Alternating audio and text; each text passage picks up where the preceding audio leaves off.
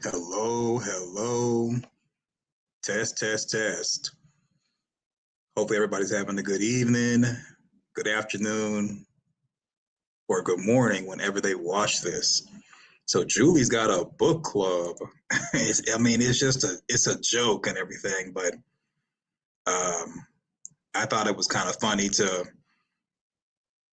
take a look at, and then also we'll just chat about the group email to kind of clear some things up, and then the main effort of this, or main I mean effort, but the main thing is asking the question: did Christopher escape the township?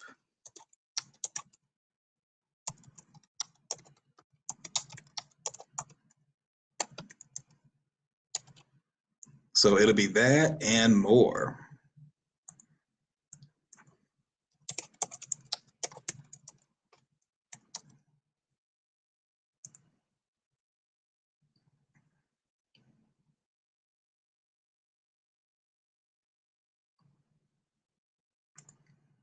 Um,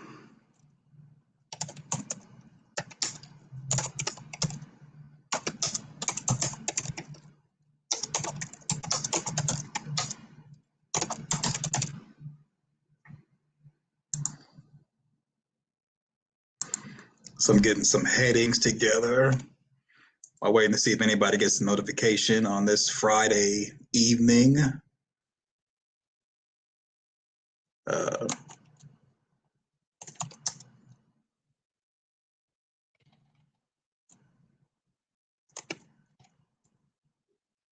yeah, I think it's all we'll do. It's just those.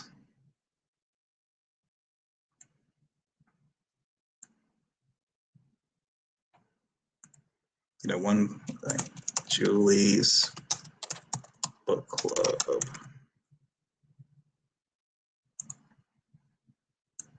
So normally with just chatting is not necessarily any actual topics per se, but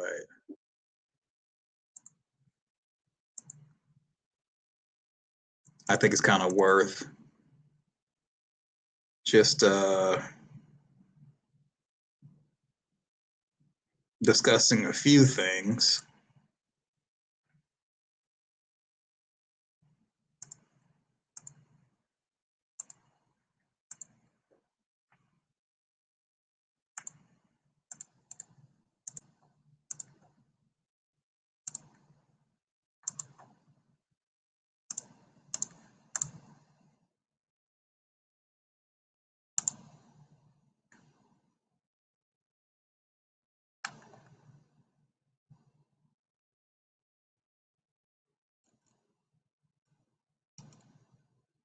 Hmm.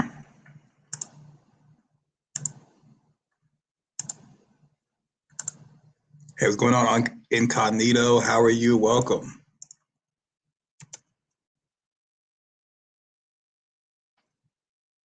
Your email actually inspired one of the headers I'm going to go over just for clarification.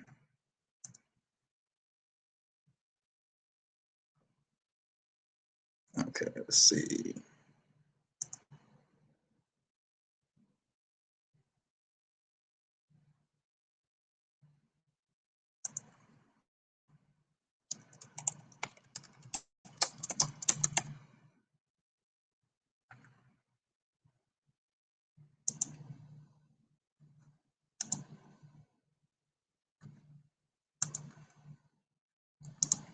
Oh, it was the email where you were wanting clarification on the group email. Even though I think you have a good understanding, I think other people may have the same question about that from the last chit chat, and I'm just gonna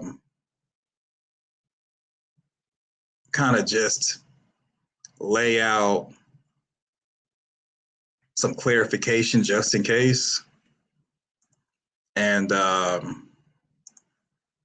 maybe it'll help somebody who may be confused as to what that was last time. All right, so first we're gonna do Julie's book club. I thought it was kind of a funny thing.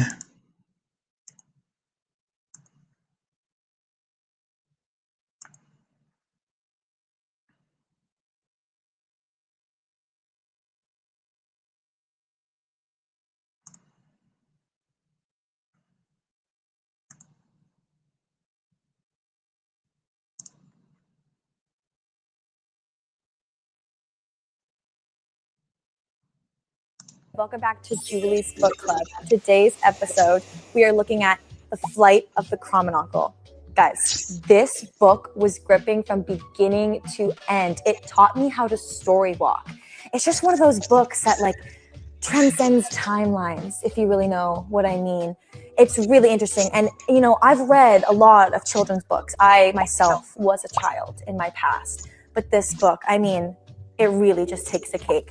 Now, if you're looking for spice, I'm going to say it's a -1 out of 10. This is not the book for you if that's what you're looking for. But I definitely recommend, and I think it should be on your new book club.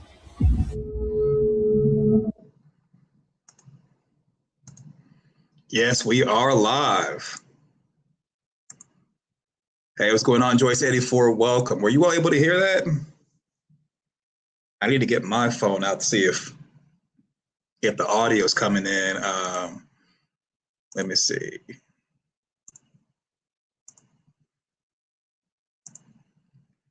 Yeah, you all should have been able to hear that. So it's kind of interesting what she said. Right, through timelines. Yeah. So MGM has been, they've been doing their own leaks. So you got people putting spoilers out there. MGM's been doing their own leaks. And I think that's a leak that we're basically going to be dealing with timelines. I made some theory videos, and I know you all have mentioned in the comment section as far as timelines and maybe alternate universes and this and that. But I think based off of what comes from on MGM's Instagram, that it's going to be dealing with different timelines, which it should, because so scientists have theorized that time travel is possible because there are particles that go through black holes right now, and they are traveling backwards and forwards in time. Also, there's a convoluted reason why, but basically all over the world, there are different time zones. And the time zone also has some areas observing time travel where you fall forward or set your clock forward an hour, or spring back and set your clock back an hour. Places like Arizona don't recognize that. I'm sure there's other places around the world that don't really recognize changing the time and everything.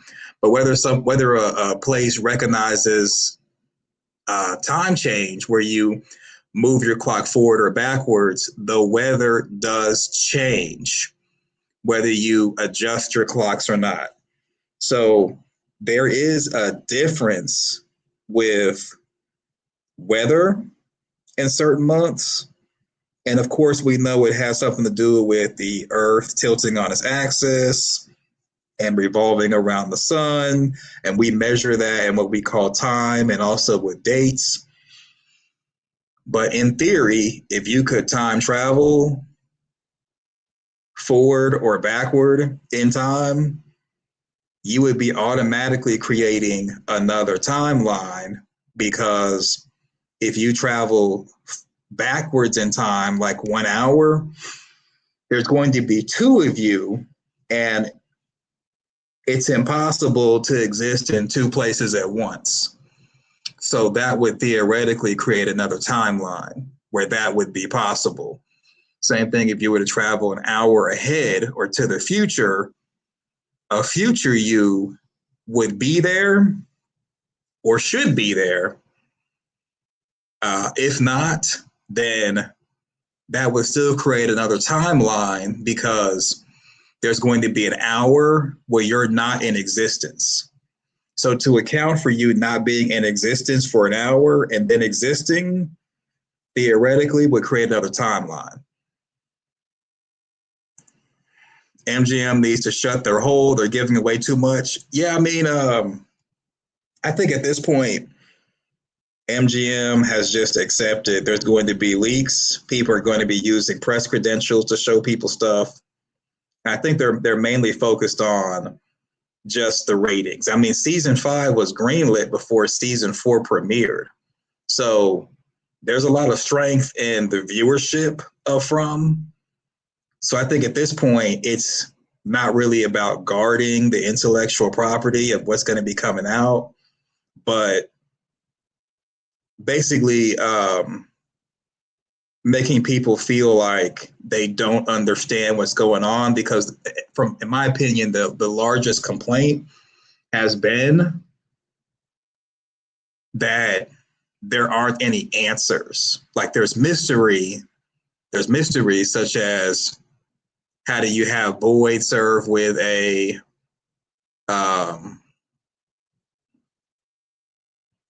Brian Kelly, and then a Brian and a Kelly show up on the bus? And let's say somehow there's supernatural forces to get Brian and Kelly on a bus to somewhat go along with Boyd serving with a Brian Kelly. Well, then also you got Marielle, who has a connection to Christy on the bus. Then also you have Elgin, who have prophetic dreams of Fromville on that same bus. So the bus had people who were connected to the township, and for all of them to be on the same bus. And the Michigan charter bus that everyone came in, that Bacta was driving, that bus goes all around the state of Michigan, maybe even outside of Michigan. So to get all of them on the same bus at the same time to go into Fromville, we could say, oh, it's supernatural. We could just wave our hand and say supernatural and be done with it. But that's kind of like at least 2 or 3 mysteries that there's no answer for. And I think what From is doing for season 4 is giving stuff and quickly answering it to decrease people feeling like they don't understand. And maybe in the future, there may be a prequel of when Victor was young, which I would appreciate, because right now it's kind of like, well, how could Victor, a 10-year-old, survive in a place with no adults? That was the first thing. And then it's like, well, how could he survive in a place with monsters at night, the man in yellow in the daytime, and no talisman stone? And then if you say, well, maybe the boy in white was like helping him, like feeding him, protecting him and all that, then why did the boy in white stop helping decades later? Because if the boy in white was helping Christopher and helping Victor, why would the boy in white stop?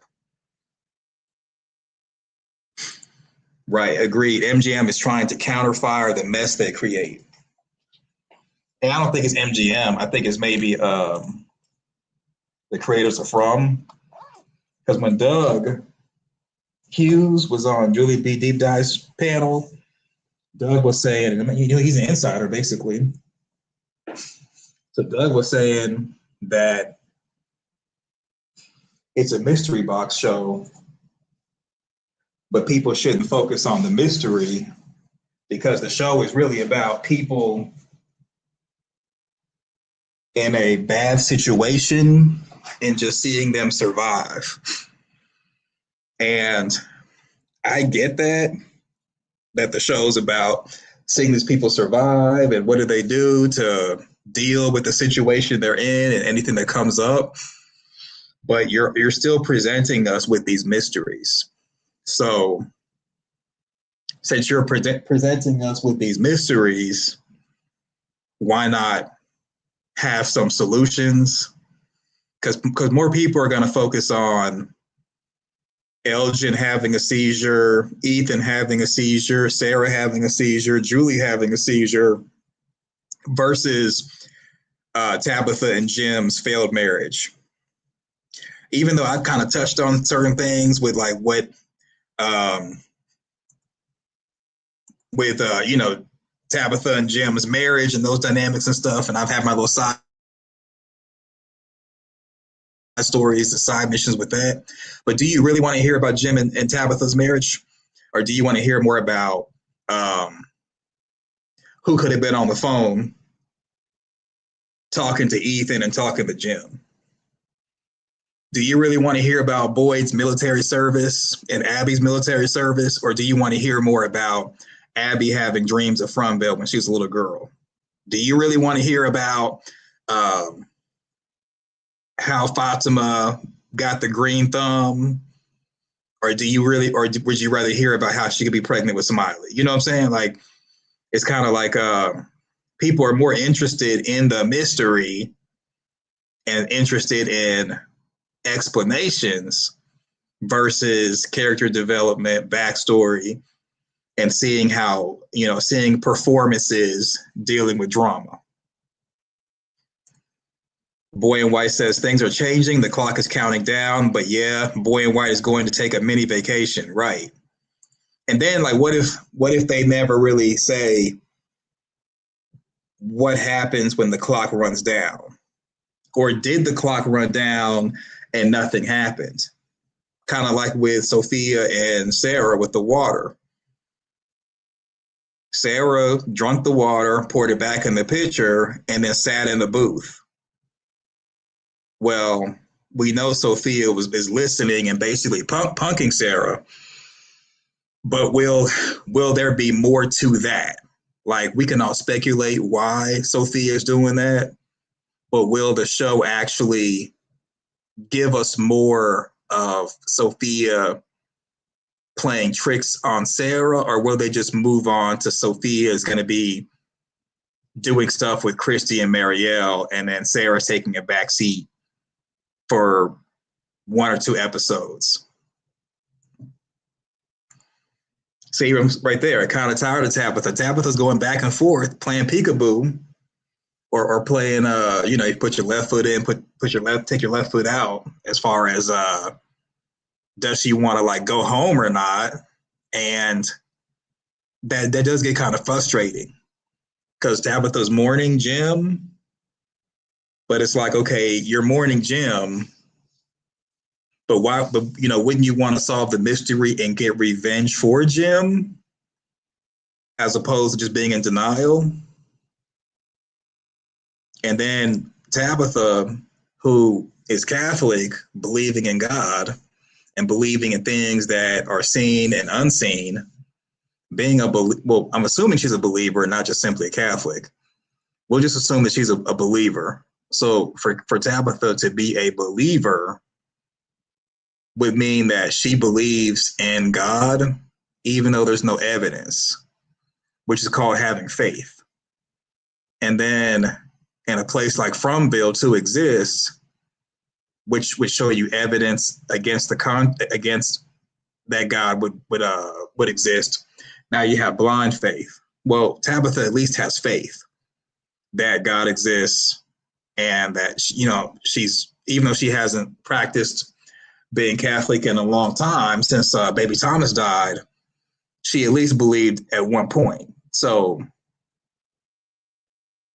I mean, you would think that she'd be stronger in her faith now that she's in a place where evil roams so freely. That's just me. Boy in White could be an opposite force in this place, wants to help out, but don't know how because he's afraid of the aftermath if they don't follow rules. I think this place works like a board game. Well, that's the thing. Like, okay, if the Boy in White is, he wants to help but doesn't know how, like Sarah was saying, I mean, he is doing stuff like pushing Tabitha out of a lighthouse, telling Victor not to chop down a faraway tree, telling Ethan to shush when Ethan first got the colony house. So the Boy in White is doing stuff. scared or not. He is doing things, but and so, I kind of understand where Tabitha's coming from, and it's like, why are you talking in riddles? Like, if you want to help, then give us information that can help us, not say something like, you're getting so close, but time is running out. Well, okay, help us get even closer, so that when time runs out, we don't see anything bad to happen. And then, okay, what happens when time runs out? Tabitha and Henry turn, because they're hearing Ethan's voice, they turn back, the boy in white's gone. So if he's trying to help, it's almost like he's just trying to be nosy. Because remember, he was in the forest. He wasn't even going to say anything to Henry and Tabitha while they were having their kerfuffle about the faraway tree. But he was vocal when Victor was about to chop down that same faraway tree. So the boy in white made himself know and said stop to Victor, and that the faraway tree is important, but then disappeared. But then you're going to stand there in the forest and not say anything when Tabitha and Henry are having this dust up about this tree. All right, let's just do this one more time. Hey everybody, welcome back to Julie's Book Club. Today's episode, we are looking at The Flight of the Crominoncle. Guys, this book was gripping from beginning to end. It taught me how to story walk. It's just one of those books that transcends timelines, if you really know what I mean. Transcends timelines. So transcends means go beyond timelines. So the book may be from a different timeline and somehow got into this timeline, which we'll say is the main one. And the book looks very thick. For it to be a children's book, that book looks very thick. It's really interesting. And, I've read a lot of children's books. I myself was a child in my past. But this book, it really just takes the cake. Now, if you're looking for spice, I'm going to say it's a -1 out of 10. This is not the book for you if that's what you're looking for. But I definitely recommend, and I think it should be on your new book club. Okay. So I think, I kind of had a theory that taking the book with her while she story walks, maybe the book will change when she's in a place when she story walks, and maybe the book will have information that she could use. Because based off what Julie just said on From's Instagram, it transcends timelines. So it may be that the book and the rules inside the book don't apply to this timeline. What's going on, Jessica? How are you? Welcome.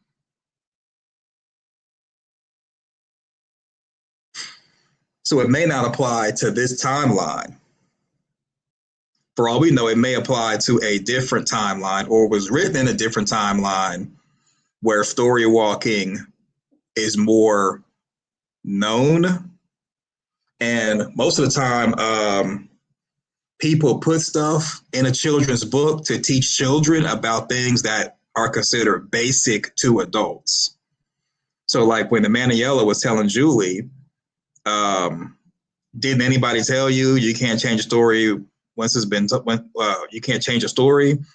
The Man in Yellow was sounding as if it was common knowledge, as, equivalent to look both ways while crossing the street, or don't put your hands on a stove when the eye is on because it'll be hot, or don't stick something in a socket, you may get shocked. That type of stuff is taught to children. That to adults is like no brainer, but you have to teach it to children because you want them to have that kind of stuff so they'll be safe. That type of stuff is not taught in schools, not every school at least. But, stuff you put in children's books, such as like do unto others as you want to do unto you, the golden rule, things like that, you put in a children's book. It's easy to understand, and it helps shape their behavior.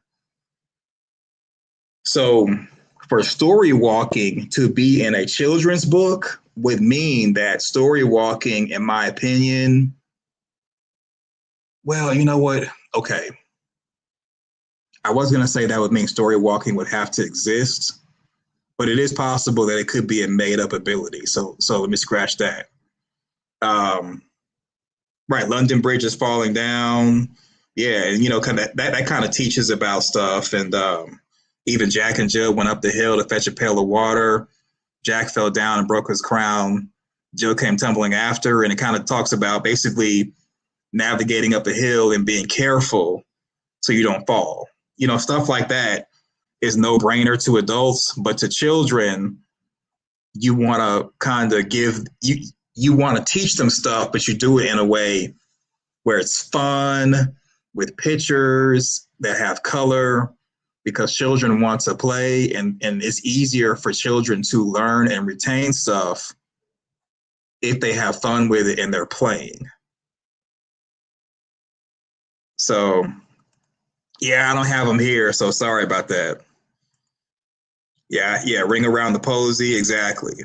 Yeah, I won't have access to everything till like around the 20th, which is like next week. So we're limited here. Matter of fact, let me see. Uh,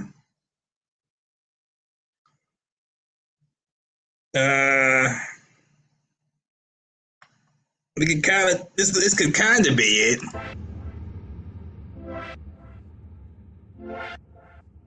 Yeah, there we go. It's something.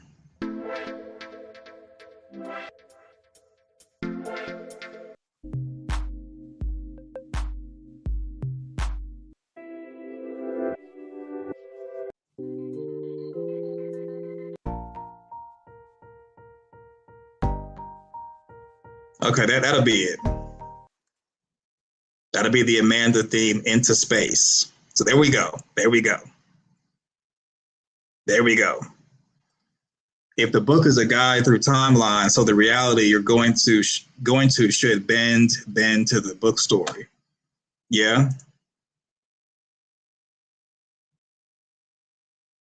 because when Julie story walked, she took the pen and paper with her. She wrote on it, dropped it, and then when she came back, the pen and paper were with her. So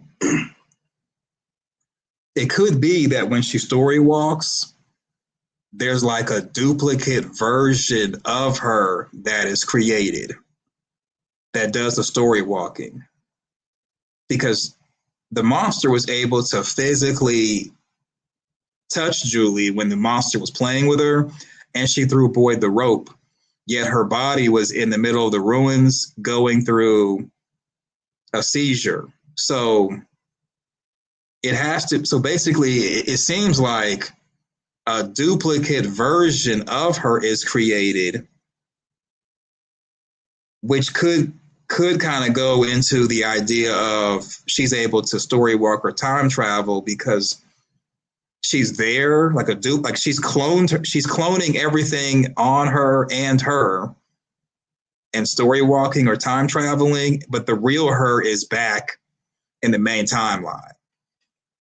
So it could be that she's not really story walking or time, like she is time traveling, but she's not creating a timeline. She could be just going to another timeline.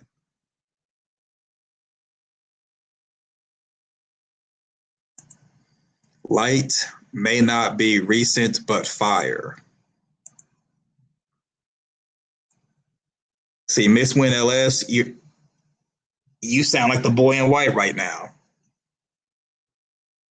You sound like the boy in white.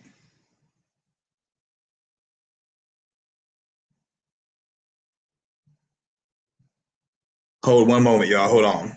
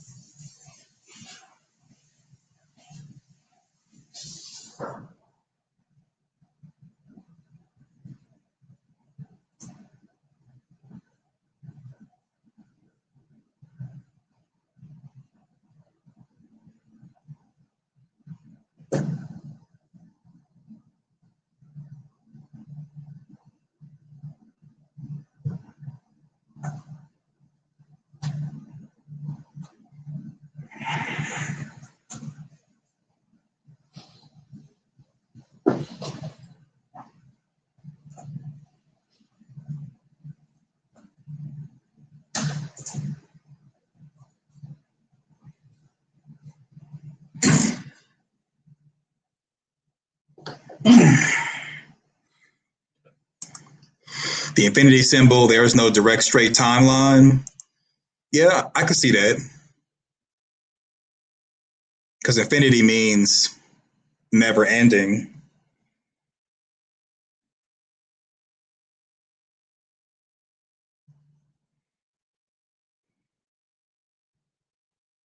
Oh, you know what? Okay. Email group. Let's switch places. I mean, not switch places. Let's go into that for a moment.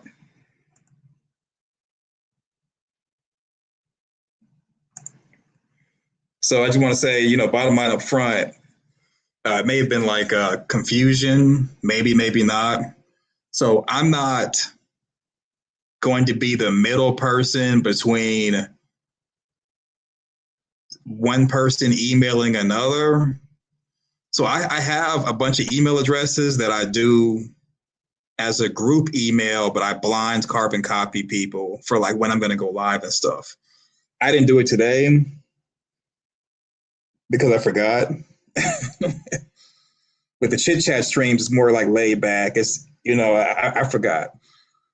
So I already have like a lot of people's emails, and instead of blind carbon copying anybody who wanted like someone else's information, I was gonna just email the people who want others to have their email address, do a public group email for those people who wanted to do that so people could have each other's information and like talk or whatever. And the reason why we were talking about doing that was because I didn't really want anyone to put their email addresses or phone numbers in the chat to communicate with other people in the fandom or whatever because of trolls and different things. But you know what? I think it should be big boy, big girl rules. So if you want to put your email address or phone number in the chat, you can do that. Anyone who's like, I don't really want to do that, but I'm open for a group email, you can, I'll still do that like this Sunday or Monday or whenever for people who have said they wanted to, for others to have their email address. So if anybody puts their email or phone number in the chat, I won't delete it. I won't say anything. I think everybody kind of knows the risk when it comes to like social media and stuff. I mean, I don't mind putting my email address out there because, I don't really care. But I was just doing that because it's social media is a contact sport. And there are people who can be malicious. And I personally have never been doxxed. People have wanted to and tried to. Not in the family or anything, but just in the past, because I used to speak on panels against a lot of negative topics and negative thoughts. People were trying to like attack or whatever. That's a story for another day. But people can be malicious and cruel, and people have expressed displeasure and the idea that I'm like putting out there that people are using press credentials to get episodes and even the entire season early and showing it to people on Discord and even charging them for it. Like a lot of people don't like me saying stuff like that, or me saying stuff such as, who has press credentials because a character, let's say, will die on Sunday, and then that following Monday or Tuesday, they have an interview with that person. So there's like a lot of channels that create from content and a lot of channels that just are like media channels in general. And also you got web pages, publishing company. There's a lot of companies that interview the people who are on the show from. Whether you see the interview or not, there's a lot of like people who interview them. Well, to book them, you basically have to book them in advance, which is understandable. So if they die, if the character dies on Sunday, the actor or actress has already shot that scene that we're watching probably 6 months to a year before we see it on MGM Plus or Amazon Prime. So for example, remember they wrapped up shooting from season 4 at the end of last year. If you all remember them saying, let me show it to you. I'll just show it to you. When they said that we're done wrapping up, just to kind of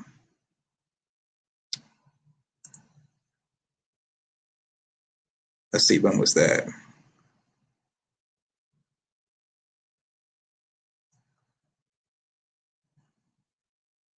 Because they were like, yeah, we're done wrapping up and blah, blah, blah. All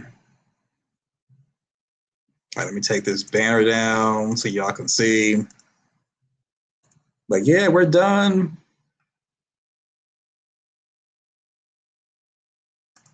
What's this?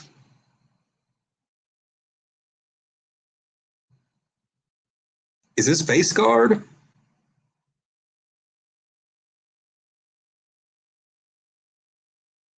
Because when you think about it, when has the man in yellow looked like this? And we're still waiting on his face to be scarred to match Miranda's painting at the bottom of Henry's basement. Let's see. I'm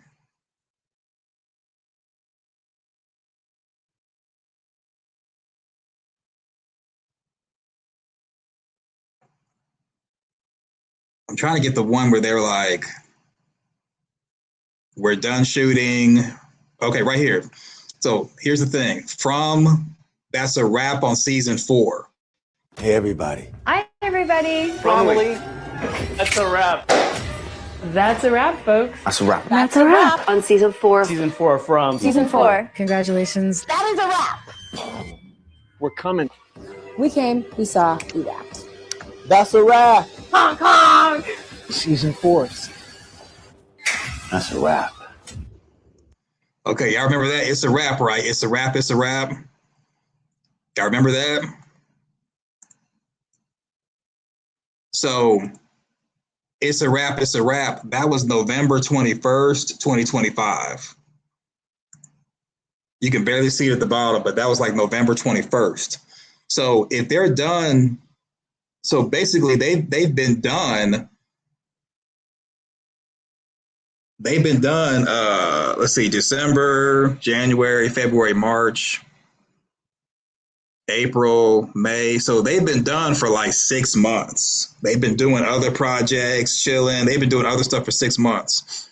So to book them with their schedule to do an interview would mean you would have to basically get in line to book them maybe like 2 or 3 months in advance because of their schedule, other projects, and what have you.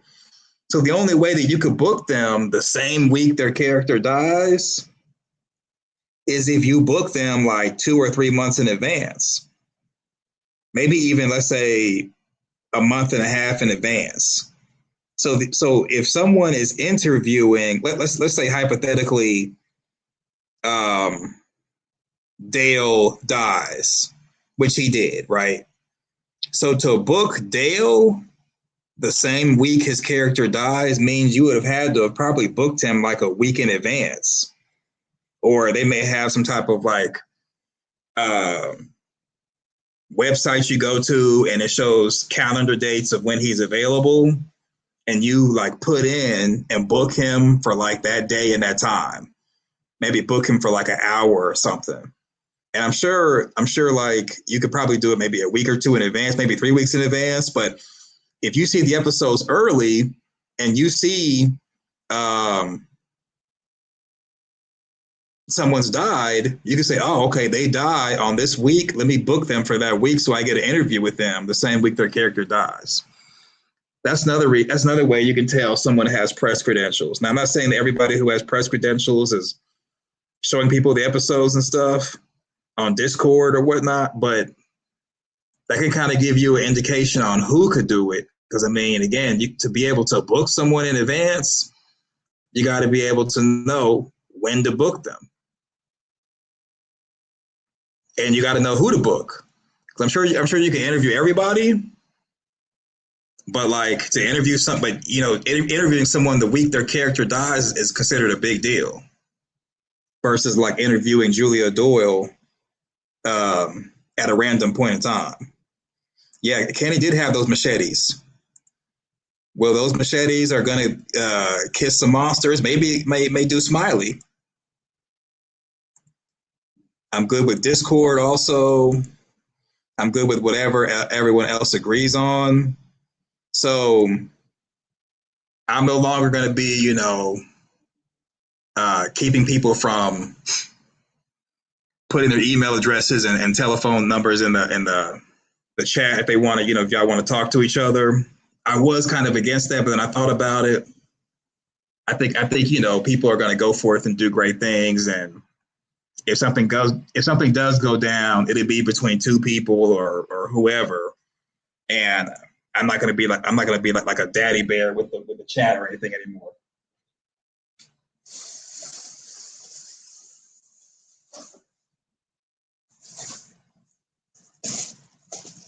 And that's just because I don't want to keep anyone from having discussions or anything.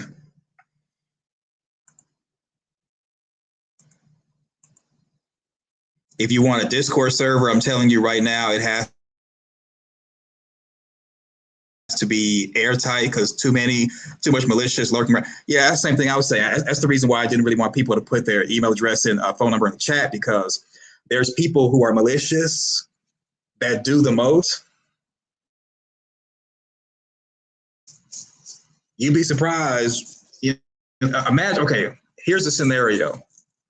Let's say you're going back and let's say you put a comment in the comment section. Somebody wants to debate you on your theory that you put in the comment section, and you know, they look you up on Discord and start harassing you. You block them. Then a whole gang of people come at you. I'm not saying it's going to happen, but people are weird like that.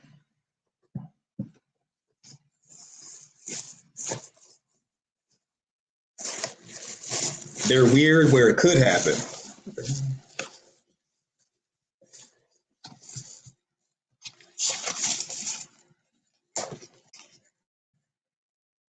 Okay. That's the only thing I was thinking. But then again, you know, I think everybody would be can take care of themselves. I don't need to be like a mama bear. So if you all still want me to do the group email thing, I'll still do it for those who have said they want to do that. But if people want to put their email address and cell phone number in the chat, may the force be with you.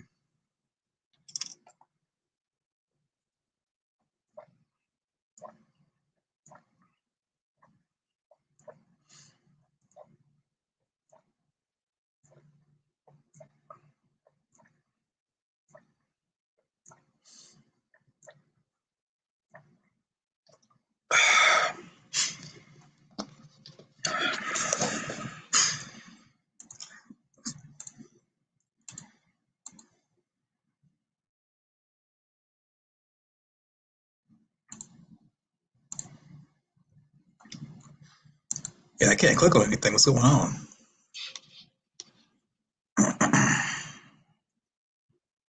Something's going on. Hold on, y'all.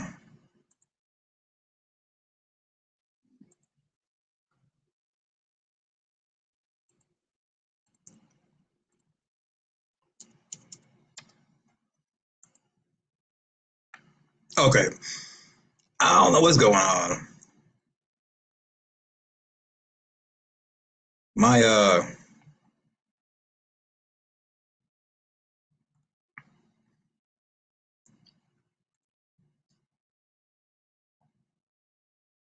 Hold on.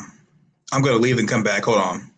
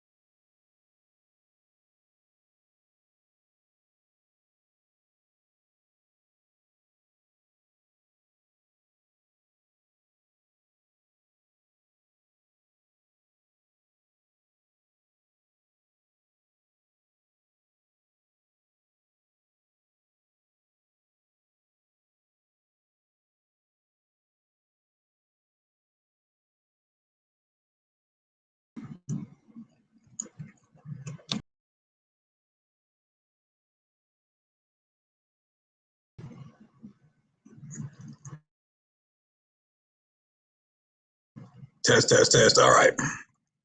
We back. Yeah, StreamYard's tripping.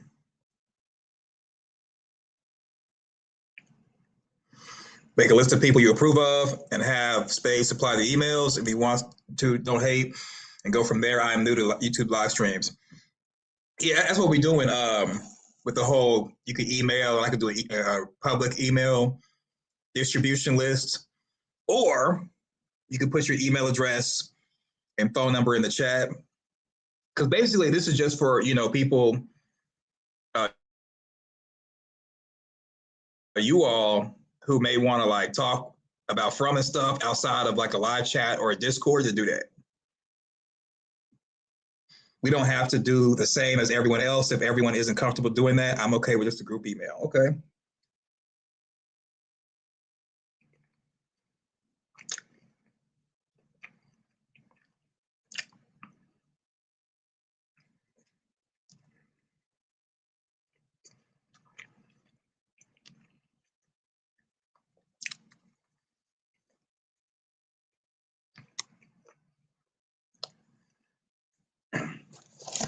Yeah, we just chatting. Nothing major. Nothing to see here.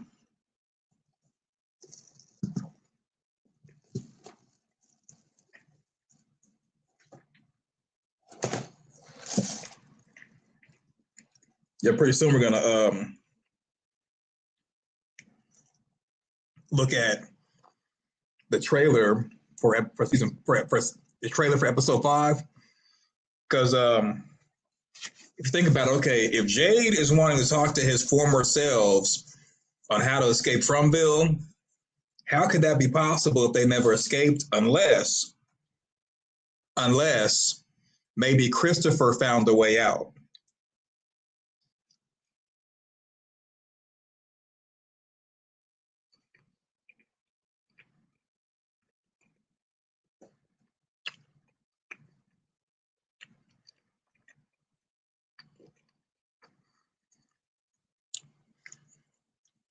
It's possible.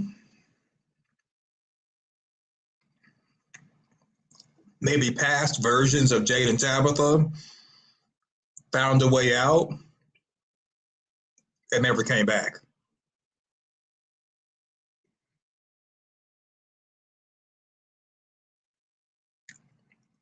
Because Smiley ran after Miranda because Miranda found a new place to go.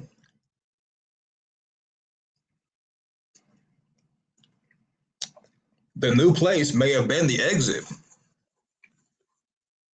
Because if Miranda was doing acid,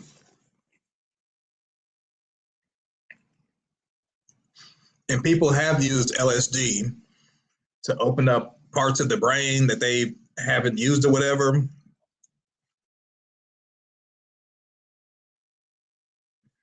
I don't know. I've never done acid. They talked about it in Black Mirror. So, could be. But I thought, hold on. You said you thought two people?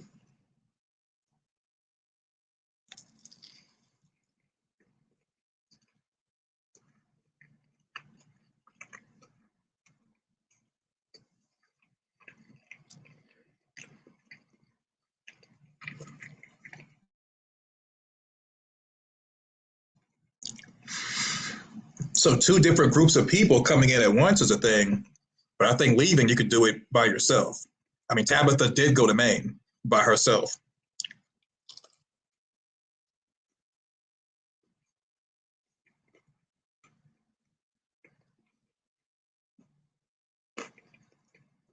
Could be.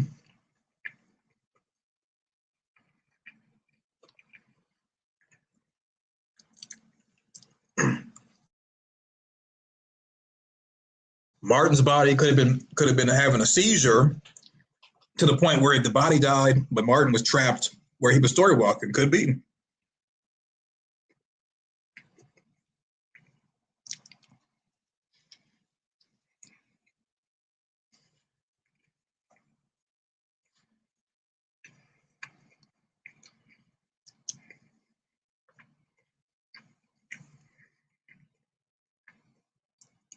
But did Miranda know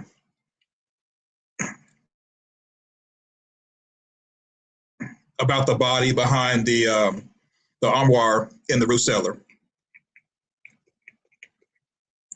Remember, Elgin had to push it out the way to reveal the door. Who else knew about that room back there?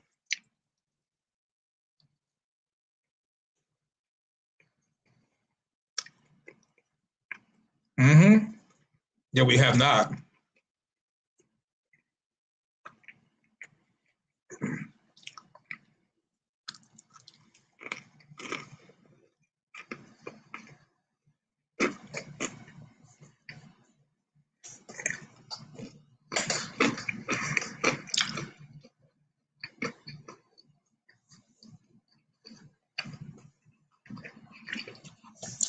It may be more than 4 J's that we meet.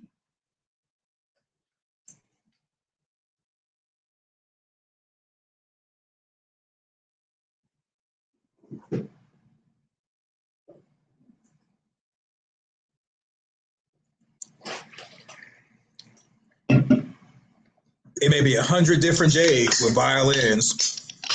We only saw maybe 4 at Colney House.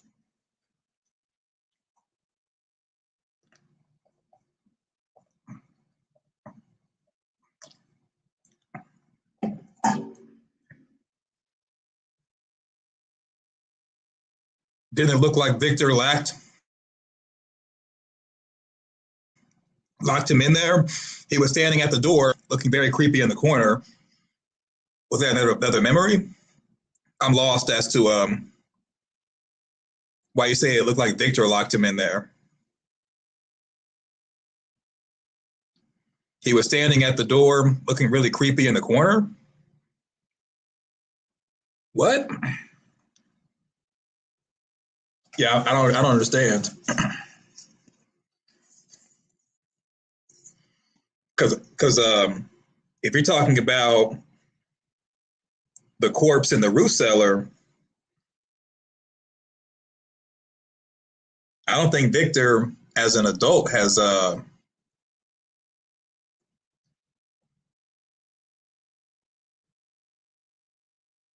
don't think Victor has been back there in the root cellar room that we've seen on the show. Mm.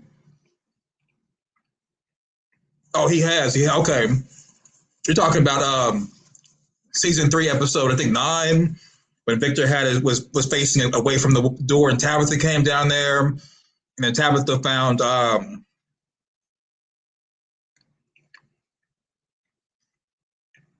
yeah. Yeah, the creator said it's a wink to the Blair Witch Project. As far as Victor being in the root cellar with his back turned to the entrance of the root cellar. But I think we're talking about the room where the corpse was. I don't think Victor has been in that room where the corpse is.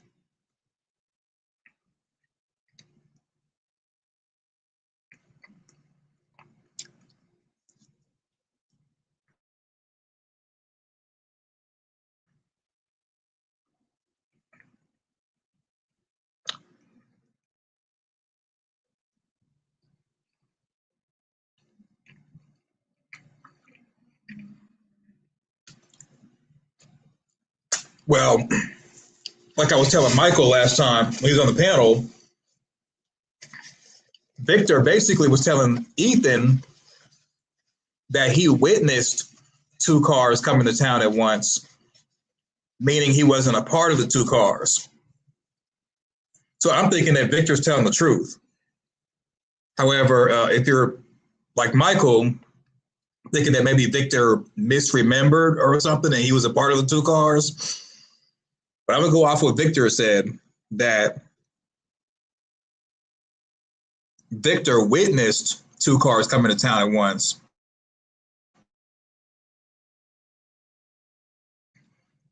And he said that to Ethan during the episode, season 1, episode 4, Rocking the Faraway, while they were walking to the faraway tree. Then Victor saw the boy in white and told Ethan to get down, which I don't know why, because if the boy in white's your friend, why are you hiding from him?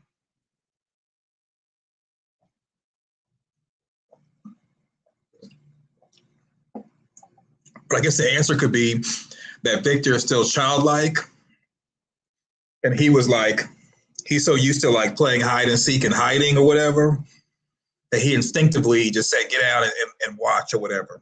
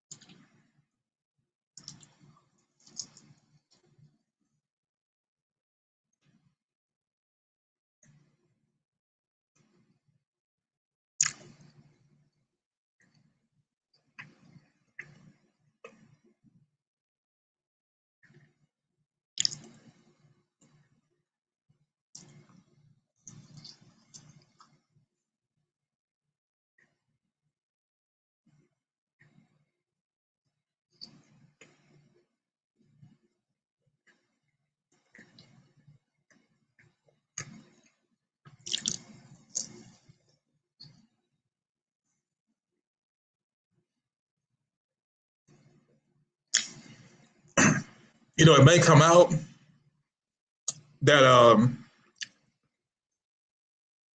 the painful truth might be the original townspeople did more than sacrifice the Nkui kids. They may have ate them.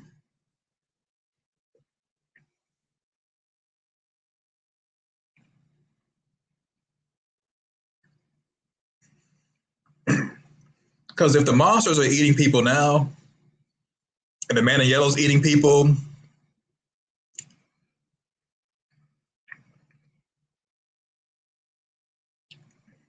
it may have been a part of the ritual. You have to eat the children.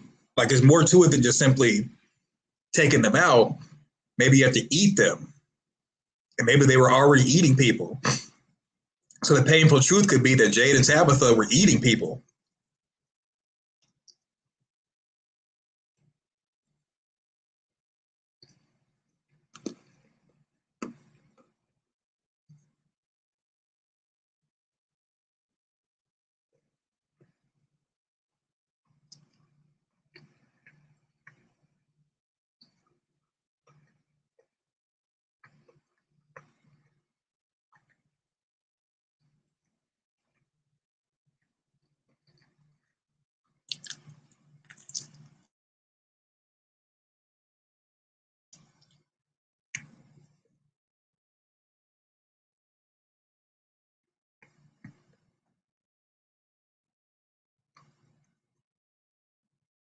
What?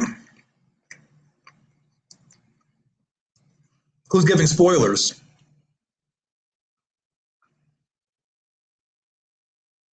When?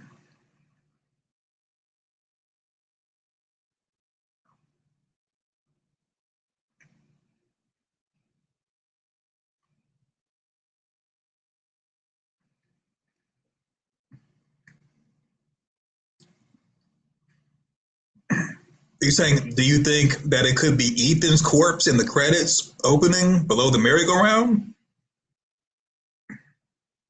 I think Ethan's going to survive to the end.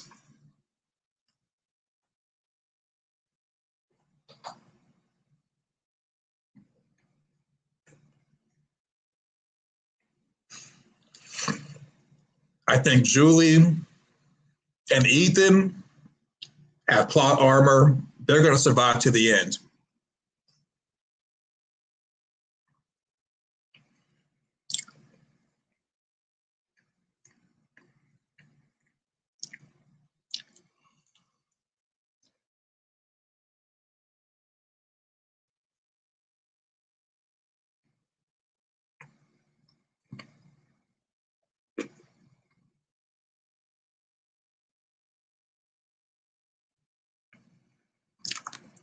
What? What is going on? Yeah, exactly. I mean, I would not view Victor differently if he did.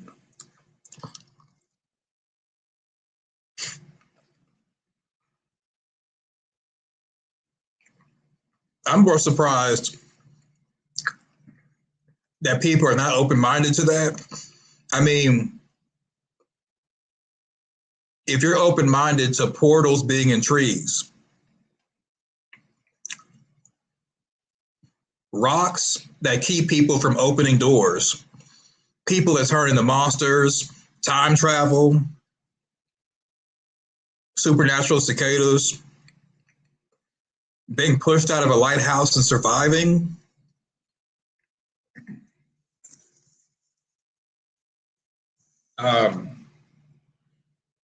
If you're open to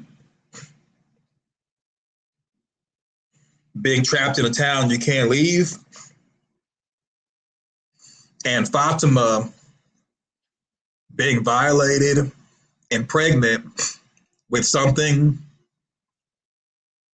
that she's going to give birth to before it even dies, Victor eating people is not the wildest thing that we've had on the show.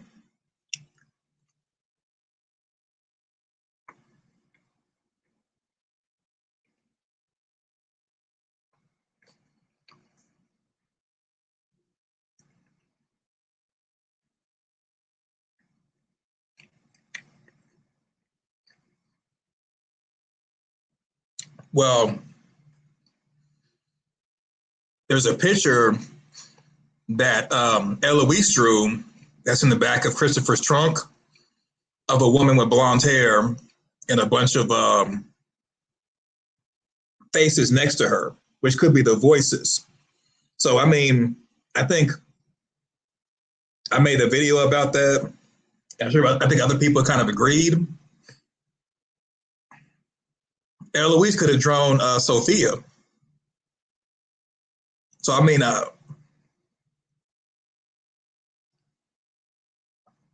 think it's possible. In the Peach Truck. Yeah, they do have adults in the Peach Truck. I mean,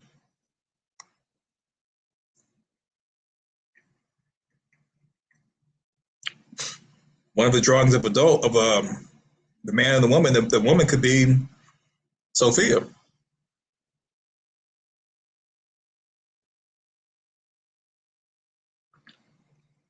Okay. Making its rounds.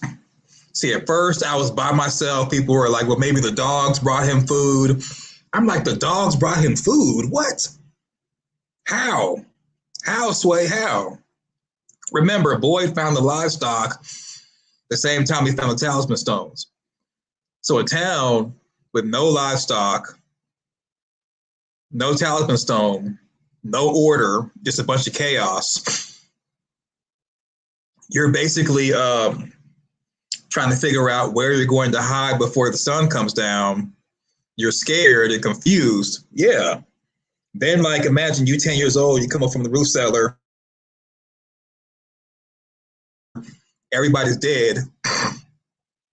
The boy in white, he ditches you. For some reason, you go to the forest, you find your mom, and not only do you find your mom, but a dude in a yellow suit who you thought was cool is eating your mom. If he looked up,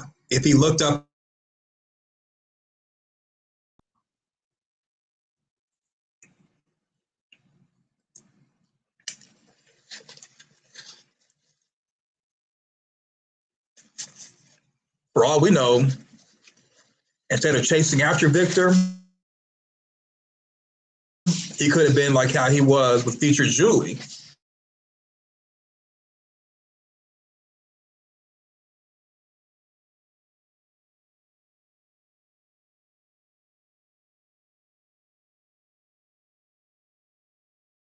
After a while, the man in yellow and Victor, they're hanging out. Victor is like scared. He's crying. The man in yellow is like, look, kid, this is life.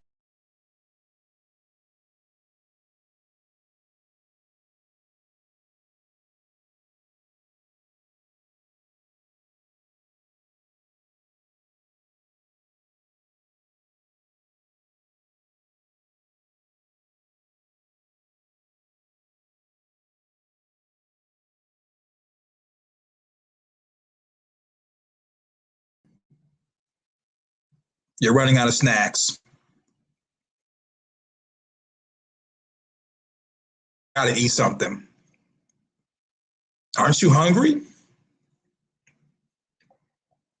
Then Victor says, why can't we just get food? And the man in yellow points to one of the corpses and says, this is food.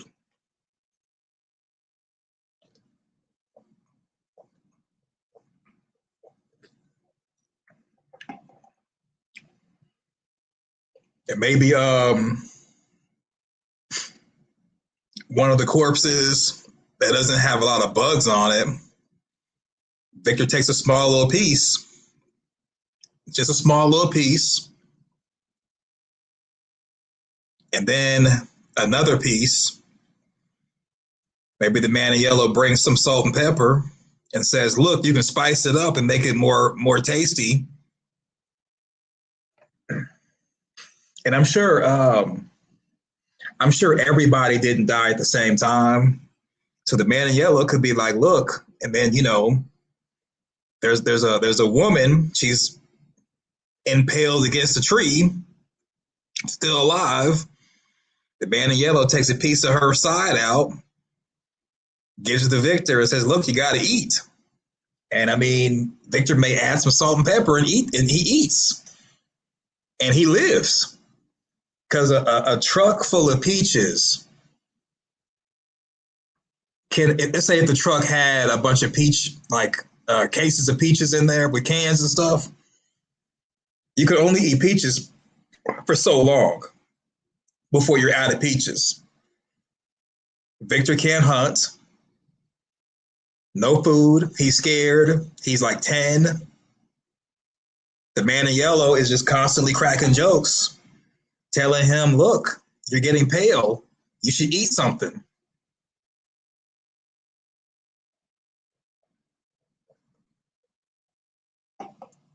The man in yellow could have even said something like, didn't your mom ever tell you that you got to eat to live? Oh, you know what? Sorry about that. I did eat your mom. If Victor is a cannibal, that would be too much. Come on. See, okay. Let's address this. What is too much? Because I pretty much have alluded to a lot of stuff that I see on the show. You got the Nkui kids. When Jade had saw them during the Nkui hallucination, they looked pale. No panda eyes. After they've been sacrificed, panda eyes. Also, just the idea of not just sacrificing someone or sacrificing someone else's teddy bear, but your own teddy bear, which you probably mated with someone to make a teddy bear to sacrifice. You know how evil that is? You and someone else sit down and you're like, you know what? Let's have a baby to give to the evil entity so we could have eternal life. You know how evil that is of a conversation?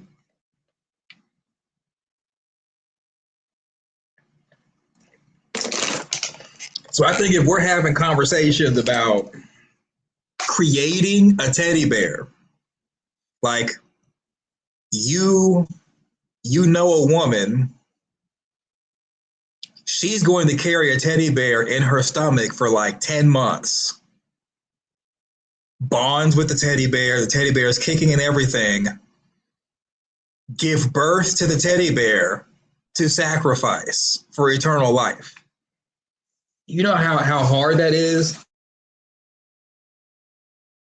Or how crazy that is?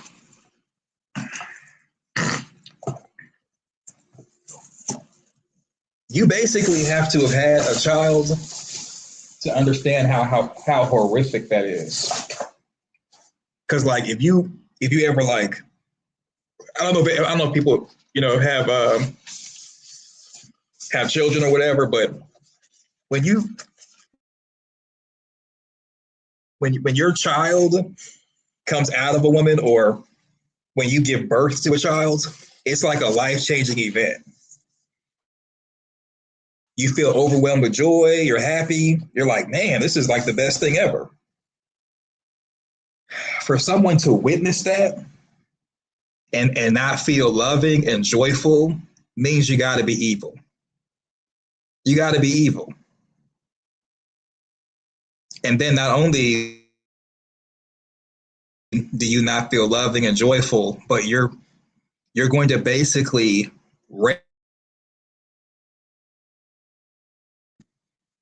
to become like you're in. And Kui kids are like babies. They're like walking and talking. That means you taught them to be potty trained. And Jade and Tabitha used to sing lullabies to them. Y'all understand how crazy that is? Well, I didn't forget. I've never experienced it, but you're right. Jessica's right. The pain that goes into being pregnant, giving birth, and then right after you give birth, there's pain. Right. than be willing to sacrifice. I'd rather give myself exactly. Well, I mean, that's the point. Most, like, I'm going to say, and I haven't taken a poll or anything, but I'm going to say 85% of the people in the world, even the evil people, they love their own child, or they draw the line at hurting teddy bears. Now, you do got people who are, let's say, attracted to teddy bears, like the pedos and stuff, but they're all sick.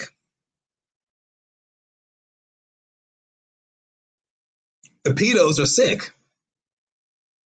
So they're not included in the 85%, but 85% of people wouldn't want to hurt any type of teddy bear. Even with what Amanda's saying, I mean, even having no human kids, but having a Chihuahua, like, people refer to their pets as fur babies. I mean, imagine you watch a fur baby come out of an animal, and then you're going to sacrifice a fur baby? Like, even the people who do bad things to animals, they're sick. They grow up to be like serial killers and sociopaths, social psychopaths and stuff. No, they're born psychopaths or become sociopaths.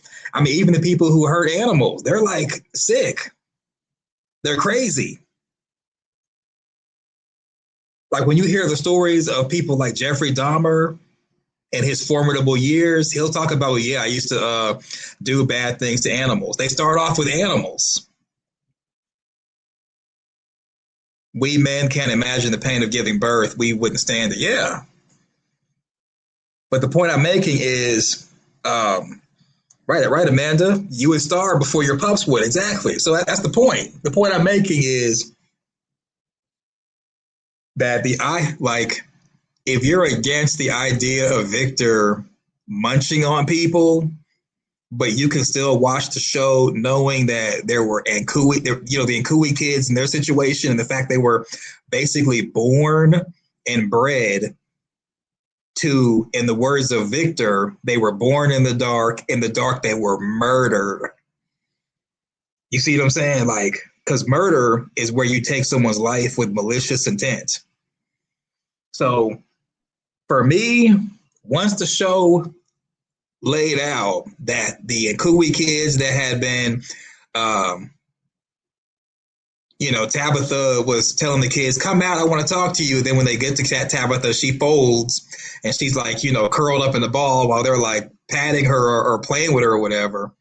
If you're okay with watching a show where they're talking about creating teddy bears to be murdered so that they could have eternal life, like they kind of do in Hollywood.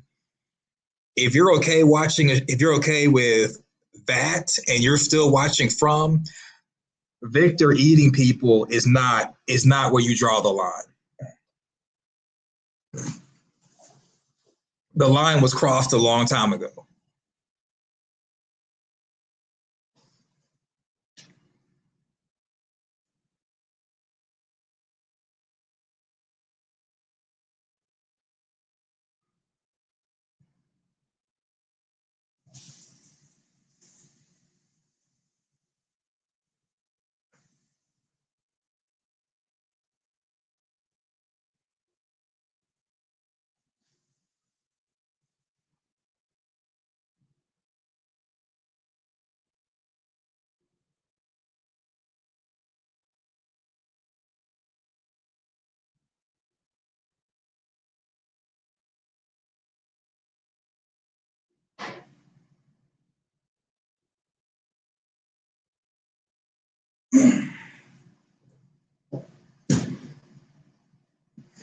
Yeah, the line was crossed a long time ago.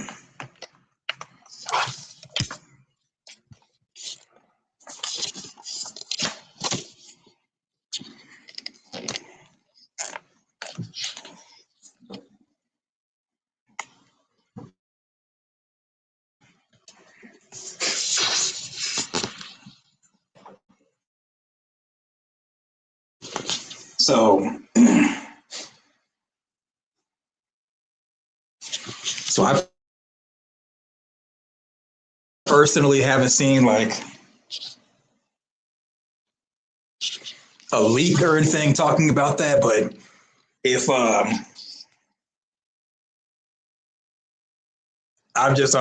kind of accepted that it's more than like, when talking about how Victor could have survived at age 10 and become an adult in Fromville, I've already like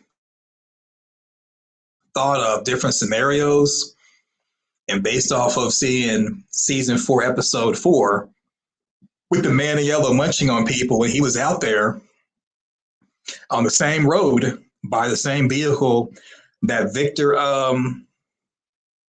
goes to before seeing the boy in white. I've already had my mind made up that it's more than likely when the boy in white left on the merry-go-round, here comes the man in yellow, and Victor said the man in yellow was munching on Miranda. Well, what happened after? I'm sure he saw you munching on. Well, he saw you while he was munching on Miranda, like he did with Julie. What happened after that? Because Victor's a grown man, so he didn't die. Just don't be surprised. I mean, some people are like, well, I don't really, I want to know what happened, but I really don't want to know what happened. I think a lot of people don't really want to know what happened with Victor when he was young. Like you want to know, but you don't want to know.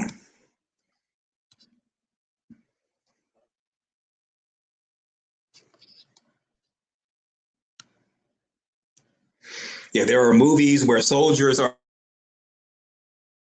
are in snowstorms and have to eat their falling friends to live. If that was the case, Victor, then we wouldn't look at him any type of way or any other type of way. Yeah. I mean, I personally have never been in a situation where I had to eat somebody, but I would understand wanting to live. There's no other food source. But then you think, well, there is a food source, and he and I used to crack jokes together. He and I used to eat together. Now I'm gonna eat on him. So I used to eat his jokes up. Now I'm going to eat him up.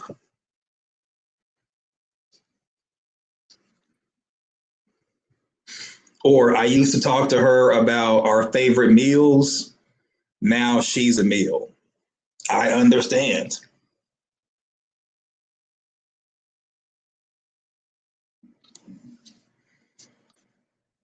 Yeah, I personally plane crash in 72 or Yellow Jackets, but if they eating people, there's a bunch of different situations where a family asks someone, what happened to our loved one? And you say, yeah, on day 20, she passed away from her injuries. And if they say, well, you said day 20, but you were down there for like 50 days. What did you eat? Her. I ate her.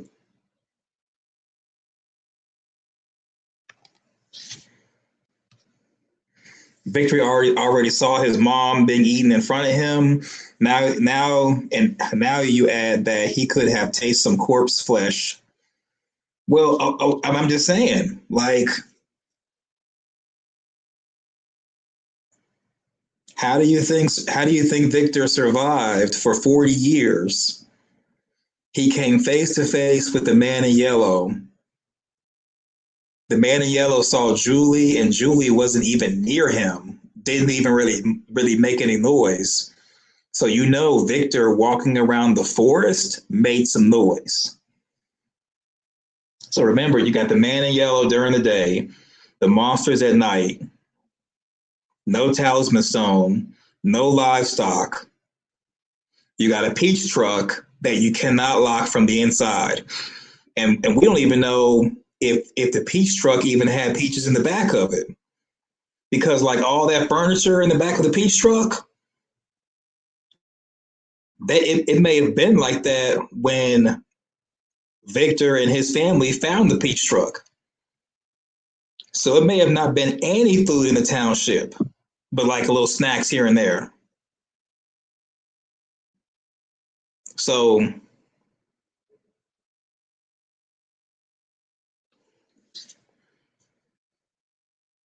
yeah, damn, we ate him. Sorry.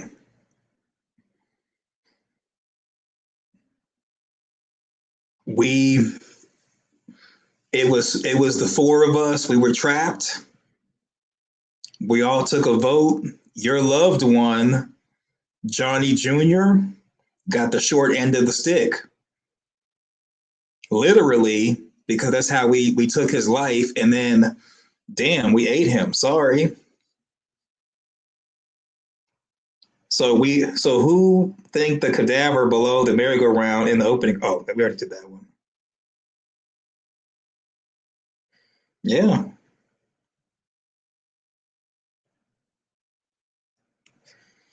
It's possible that Maniello was feeding from his suffering and needed him alive, so he brought him food. Well, I agree that that's definitely possible, but Incognito, what food would the man in yellow bring? Livestock? Pizza? Hamburgers?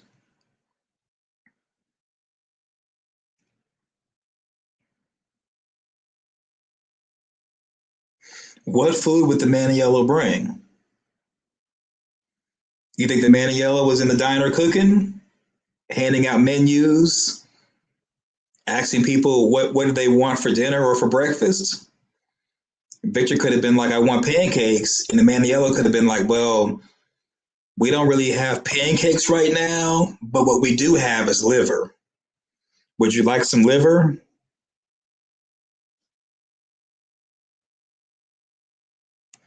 Would you like some liver?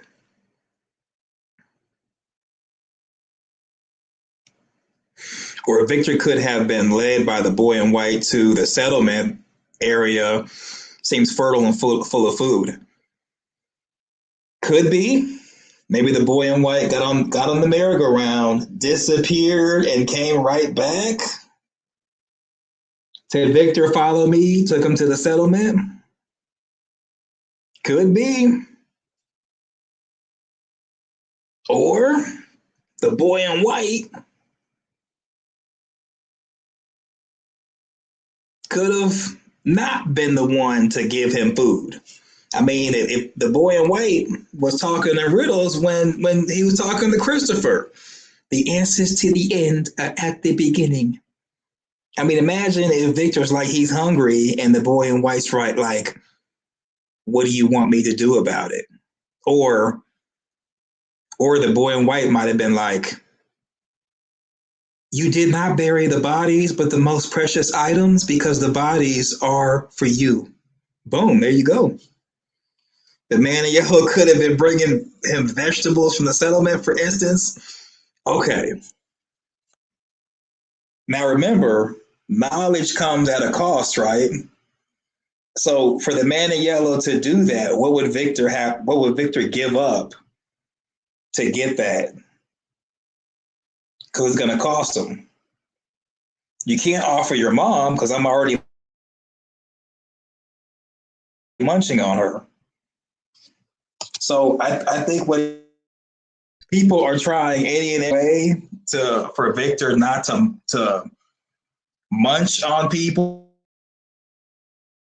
and I'm like, fair enough, but it does seem a little bit like the man in yellow would not be helpful in any way.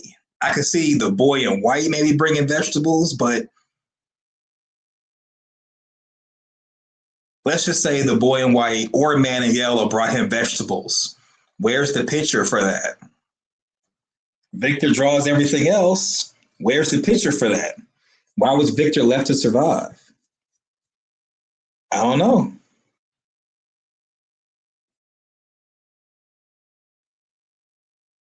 I mean, for all we know, Victor wasn't left to survive. He did survive because he was munching on people.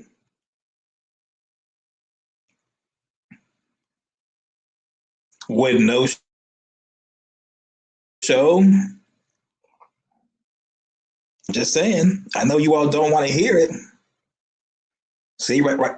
Now hold up, Incognito. Hold on. We got to do liver with salt and pepper. Yummy. Incognito. You've been actively against Victor munching on people, and now all of a sudden, liver is yummy. You got to pick a struggle. You got to do it. House has the answer. Colony House.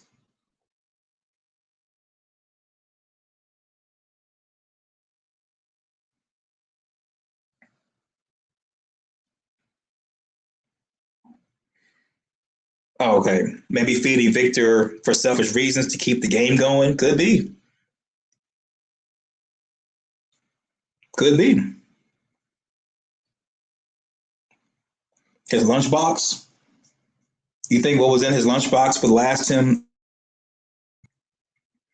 That lunchbox has no bottom, just like the TARDIS and box is the TARDIS. Yeah, it is gross, but how else Victor's gonna? I mean, it's a lot. I'm all picture.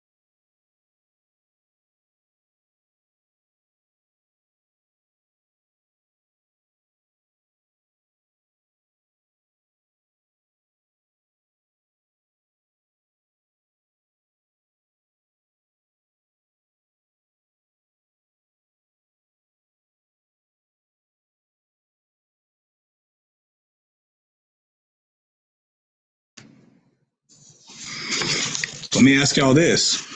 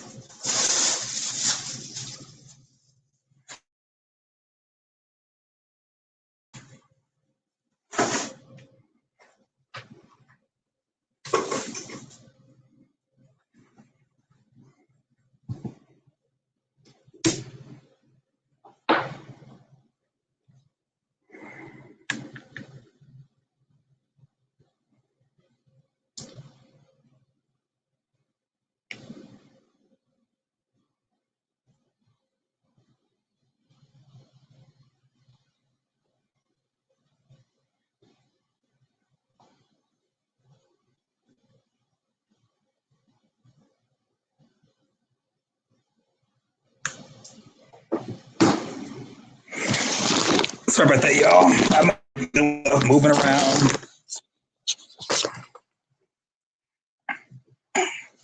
Getting ready for tomorrow. Sorry about that.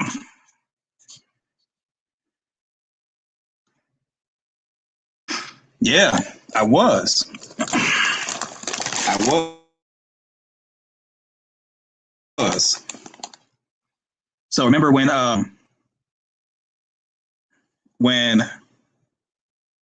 well, we got a Mita is Martin moment. What?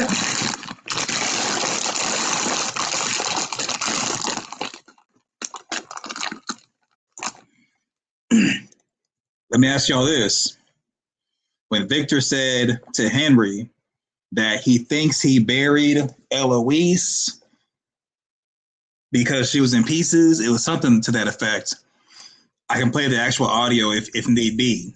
Do y'all think that Victor didn't know if he buried Eloise or not because Maniela munched on her?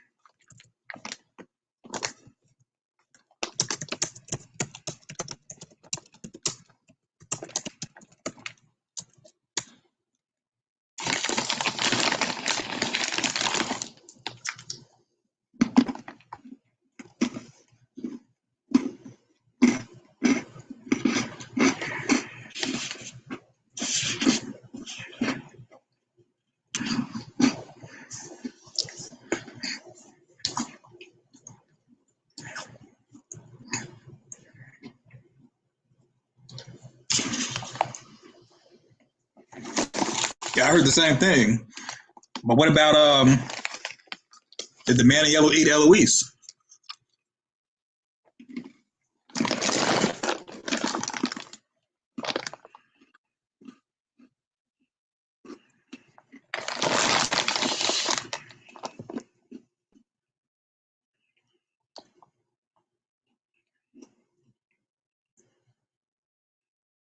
So I know we're against Victor eating people to survive. What about the Maniela eating Eloise?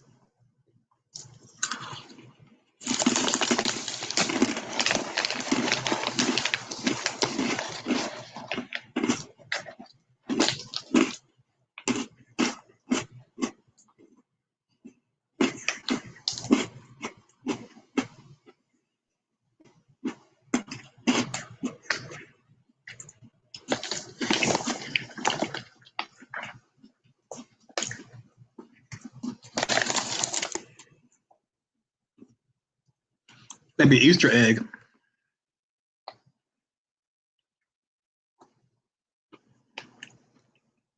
Yeah, we did. So Smiley jumped on Miranda, and the man in yellow went behind him and got sloppy seconds.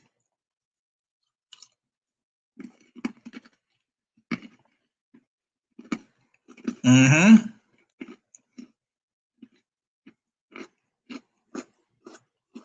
Could be.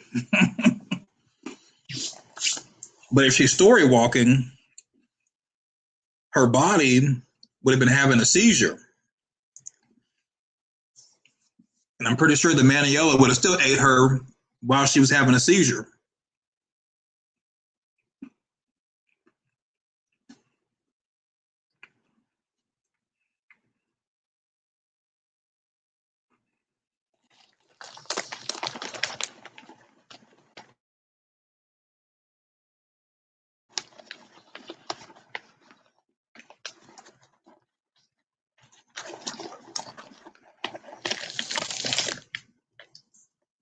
Mm-hmm.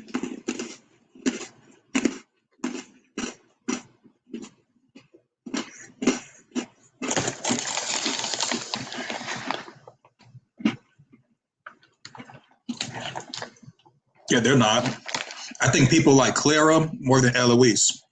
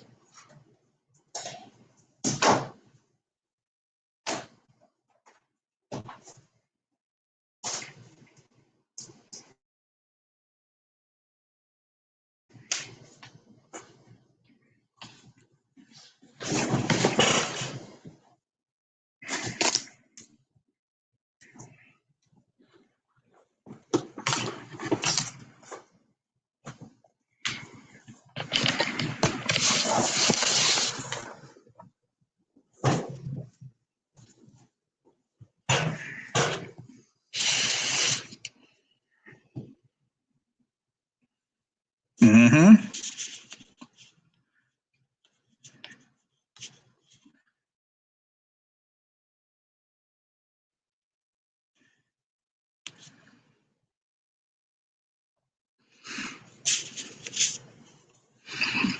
Perhaps Eloise master story walking and don't experience seizures. Well, it's possible. I mean, what Eloise was like, what, 8 years old when in the township? I mean, it's possible. An 8-year-old though? I don't know.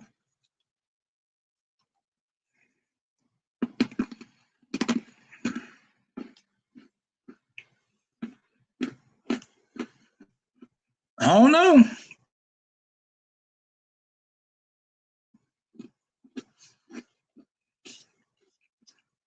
I know you want to look for the good in everything. The man in yellow's up here eating people now. Just keep that in mind.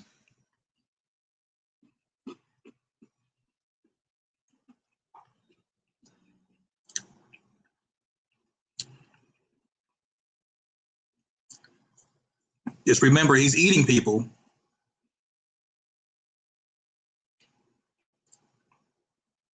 I don't have my sound effect, but you can't save them all.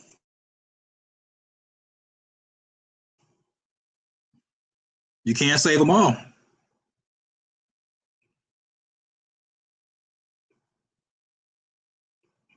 I know we want to, but you can't save them all.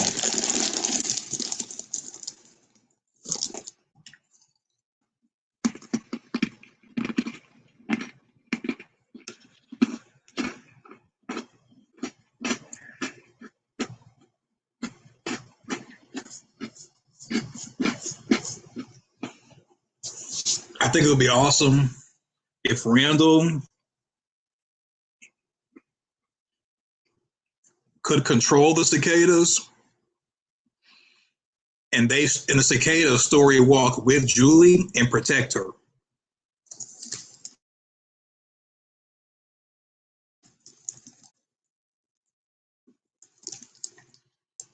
And then Marielle's ability is to put someone to sleep. That way, Julie can be put to sleep instead of having the seizure, and Story walks for a longer period of time with the cicadas protecting her.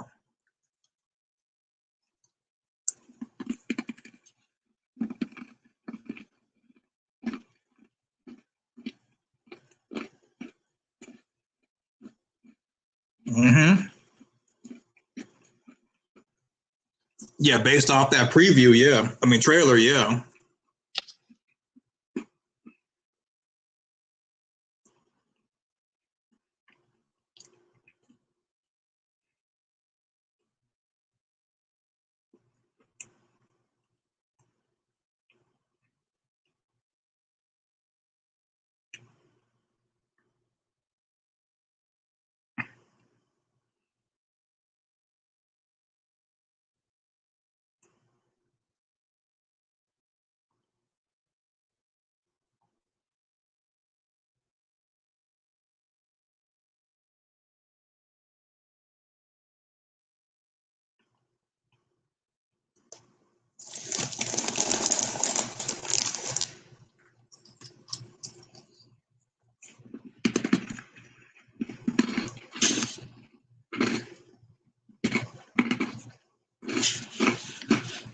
Yeah, in the trailer, yeah.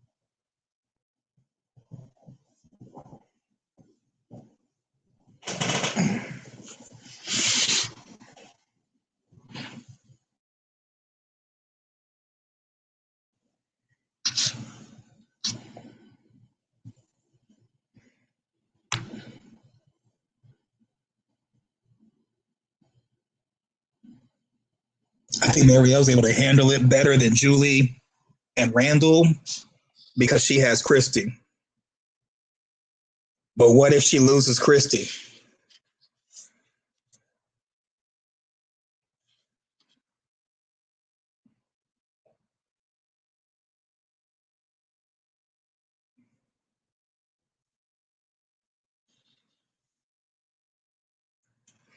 At this point, time is running out. They really need Marielle, Randall, and Julie need to assemble like Power Rangers. Or like the Avengers.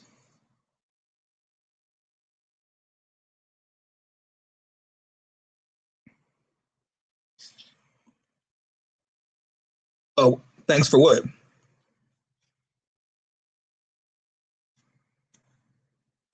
Yeah, Randall's a breakdancer.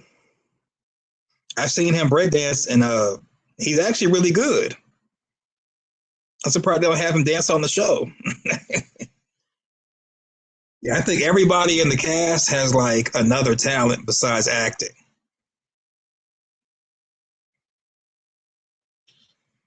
Oh, about the man in yellow eating people, eating Eloise. He and Victor sharing a snack of liver. The man in yellow. The man in yellow. Oh, okay, okay. Yeah, I'm hoping that that'd be the case. Like Marielle has the ability to put someone to sleep. That way, Julie wouldn't be having a seizure, and then she could story walk longer. And then maybe they find a way to know if Julie's being harmed because like she'll start grimacing in her sleep or something. Because see, while she's having a seizure, if someone's hurting her while story walking now and she's having the seizure, you would never know. But if she's asleep, then maybe they can feel her shaking and know that she's taking damage. There's a piano, violin, and ukulele in Fromville. Why aren't they having weekly dances? Change things up? Yeah.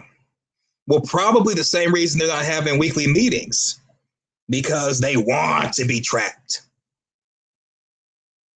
They want to be trapped. Because I would have maybe weekly meetings. Like the actress who plays Tabitha said on Sunday, have a weekly meeting. What happened to you? What happened to you? What did you experience? What did you see? Where did you go? What did you got going on? We'll believe you. Just try us. There was a woman in a kimono who looked very old. And yeah, I don't know if y'all have been watching my streams for since at least season 3. One of the streams, I told somebody that I'm like the kimono woman looks really old and looks like a monster. Why would Elgin trust her? Even like I got it. She tried to drown him, and he forgave her. But she looks like an old monster. Why would you trust her and work with her? And someone came in the comment section saying the kimono woman looked like his grandmother. And I apologized or whatever. But yeah.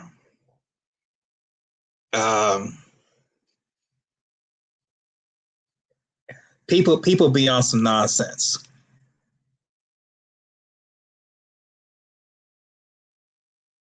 So I'd be like, what happened to you? What happened to you? A kimono woman tried to drown you? Oh, she's bad news. And then let's say a week or two later, the kimono woman says, if I help her, she can save all of us. She can help us all go home. Elgin, she looks like a monster. And she tried to drown you. I understand you're in an abusive relationship and you're accepting and you're being abused, but she looks like a monster.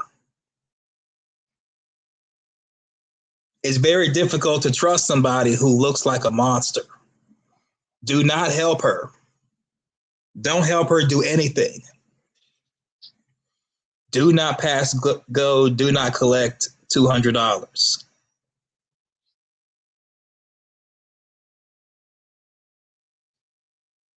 I guess so. I guess Elgin is young and dumb. Because if someone, look, if you come out of nowhere and you try to drown me, we done forever. And if you're like, oh, you were going through some things, you had a bad childhood, your past relationship, you used to get drowned. I'm like, what they got to do with you drowning me now?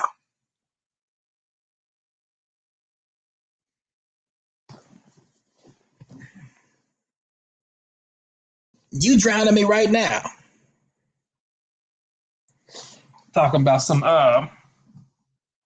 save you and help. You can help us go home. You tried to drown me. Let's talk about that first. You tried to drown me last season. And the next time I see you, you don't apologize. But you're like, you need me to do some stuff for you. How about you apologize first, ma'am?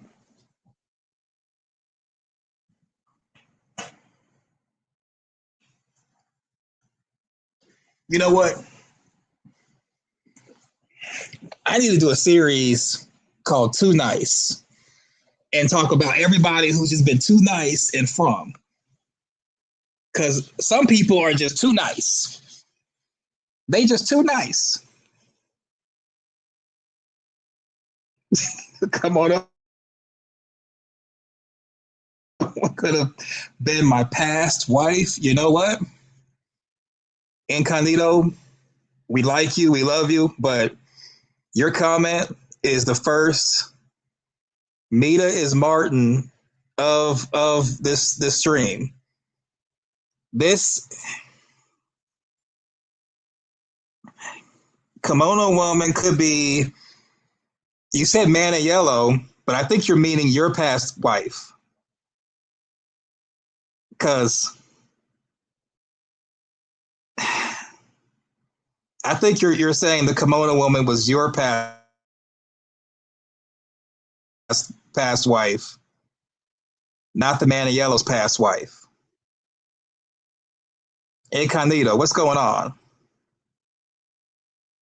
What is going on? The kimono woman could be your past wife. Wow. So she tried to drown you. She tried to drown you. Wow, wow, wow. Then she talked with him through the through the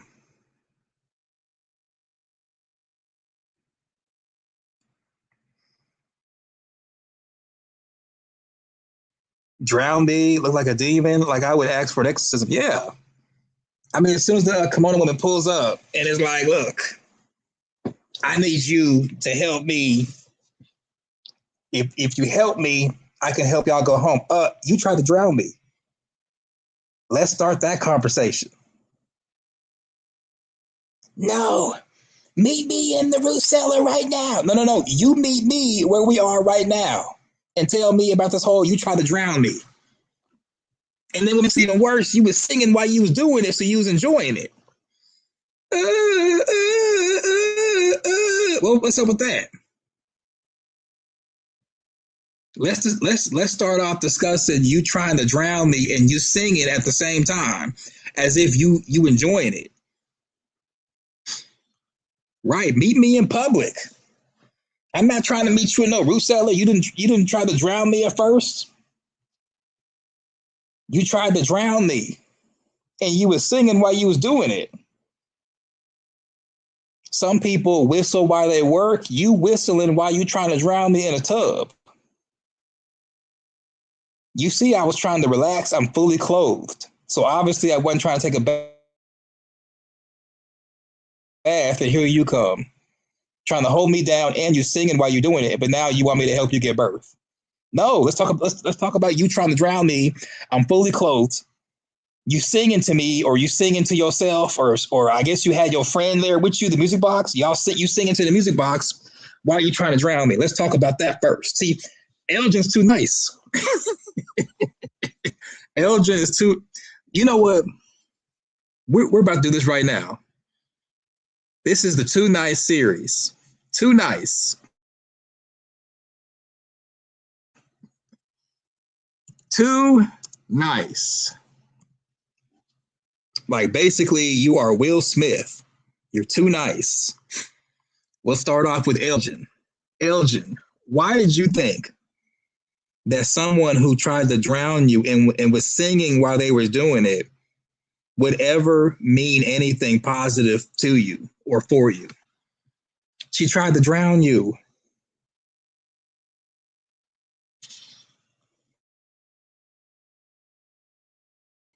And then you only was able to escape by waking up. And when you woke up, you spit out water, meaning it was real.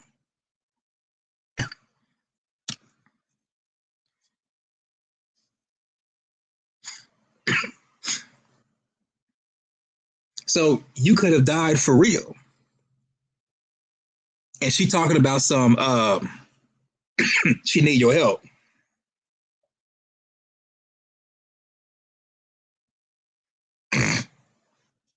So Mita says she's too nice. You say, I'm nice, but not stupid. Well, you might be, don't be too nice. Because Elgin was getting drowned. I mean, imagine someone's attacking you and they're singing at the same time they're trying to attack you.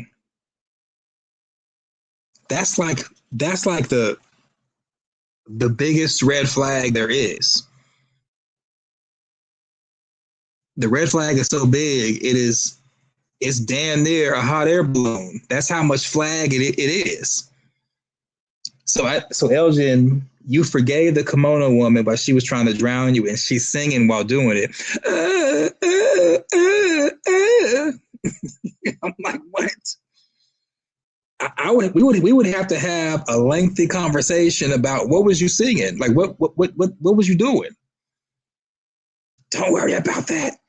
You need to help me now. No, shut up. Shut the F up. Because you was I need to understand what was that. I got it. You tried to drown me. Maybe, because I mean, for all we know, okay, the kimono woman might be like, look, I tried to drown you because I don't like the way you look. Whoa. It's like that? Kimono woman? Because you ain't trying to drown anybody else, but you trying to drown me. What I got going on where you tried to drown me? The kimono woman may have some bigger problems.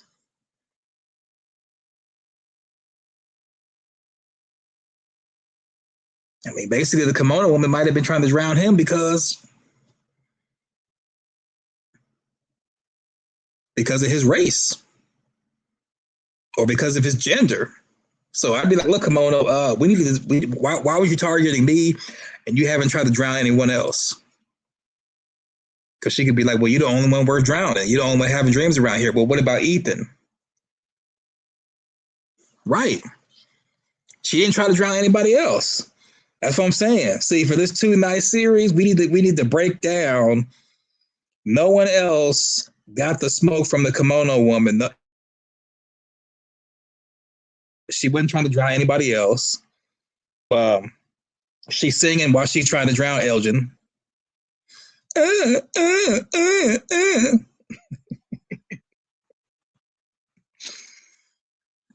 Look, you needed a bath. So I'd be like, look, so you call me dirty? I'm in this water to relax. You saying I need to take a bath because I'm dirty? Wow. So not Elgin, Smelgin. Wow. Wow, wow, wow. Wow. See? So now I'm like, okay, look, you drowned me and you were singing while doing it, and you calling me dirty. You didn't try to drown anyone else, and yet you want me to help you get Fatima's baby. If Elgin were to run this by me, I'd be like, look, Elgin, she tell you that you stink. She tried to drown you. You're the only person she tried to drown. And if she was singing while she was doing it, no, don't help her. You're too nice. Look, Spade, you don't understand. She needs our help. We should help her. You too nice. All you got to do is hold me down. Like, it ain't even got to be in water. Just hold me down, period. I'm not helping you do nothing. Elgin, the baby's not Fatima. It's our baby. It's y'all. Okay, it's y'all baby, but you tried to drown me though. I'm just saying.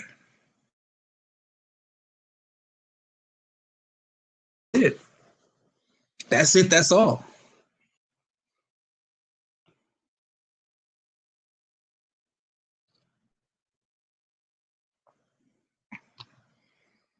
Is there something? Hold on. Is there something in the Bible where God and or angel voices couldn't be heard by humans at first?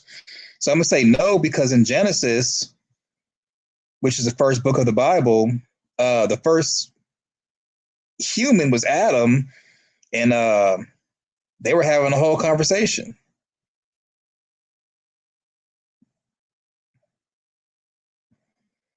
Well, I think Elgin was saying that his grandma was saying that when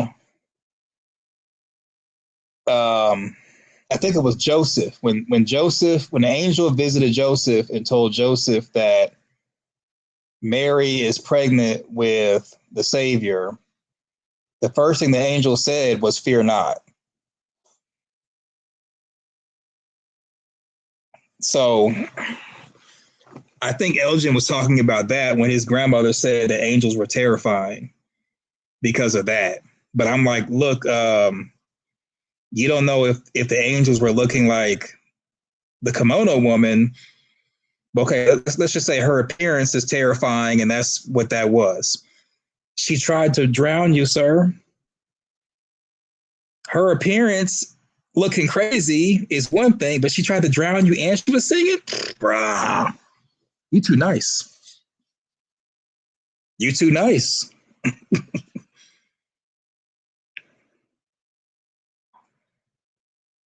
Too nice. Oh, that's right. You know what? It's another thing. There's no, well, maybe somebody brought soap. I mean, because people are going on vacation, so maybe they brought soap, but there's no air conditioning. So whatever deodorant you have is going to be melted away. So you probably are going to be stinking because there's no air conditioning in from land.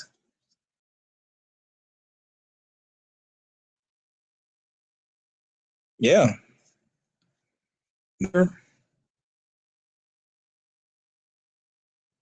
So the last people to come into the township was the priest. Did he have any soap with him?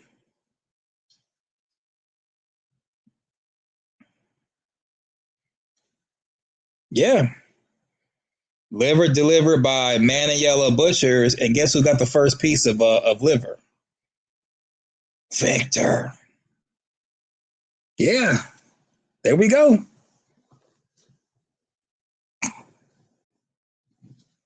When the Man in Yellow says bon appetit, he's giving you chef's kiss. He may be serving you somebody that you used to kiss. Okay? The Man in Yellow said he got to survive out here. So he's giving you chef kiss, and it's also you eating somebody you used to kiss. So there you go.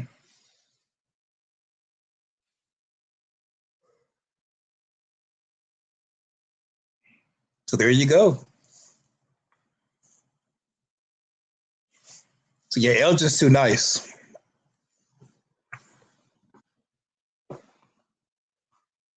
Elgin is too nice.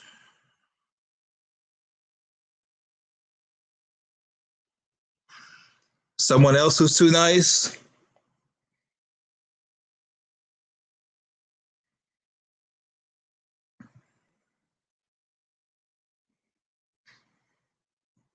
So have you ever seen toilet paper up in that joint? Well, probably not. Probably no. They may be like those rural areas in developing countries where they use their left hand. Let me get y'all actual country. There's some people they don't shake hands with their left hand. The left hand is used for wiping. Let me get that.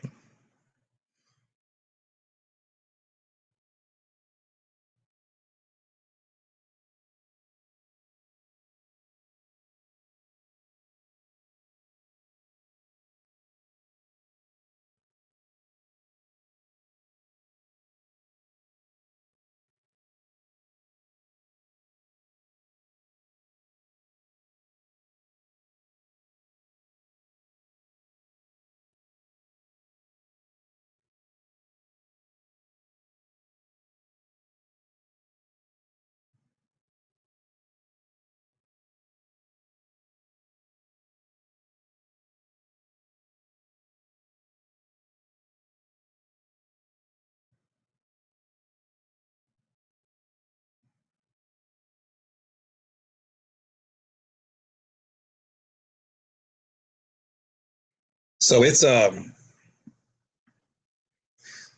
I've never done it, but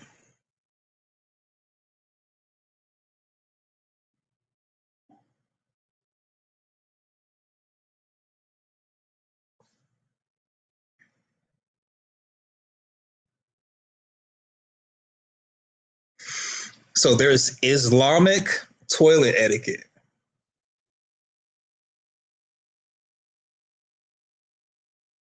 Islamic toilet etiquette. It's a thing.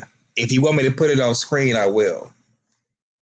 After defecating, the butt must be washed with water using the left hand or an odd number of smooth stones or pebbles called jamrar or hijara.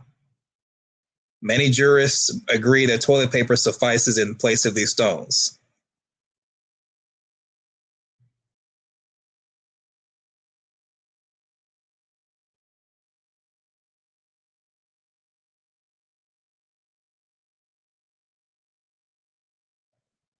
Praise be to Allah who relieved me of the filth and gave me relief.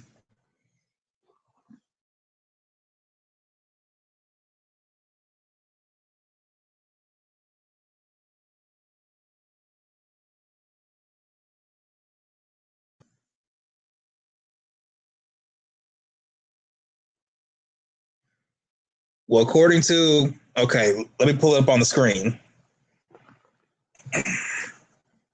Islamic toilet etiquette.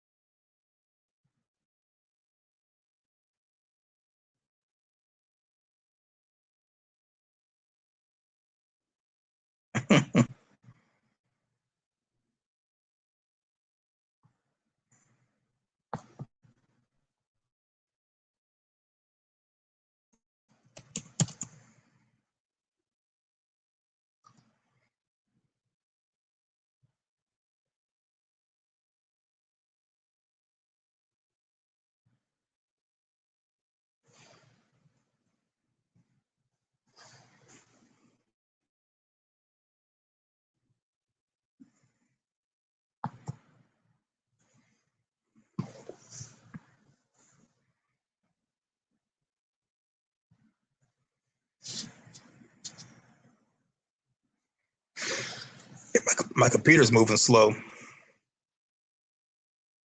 I think I have this hotel has become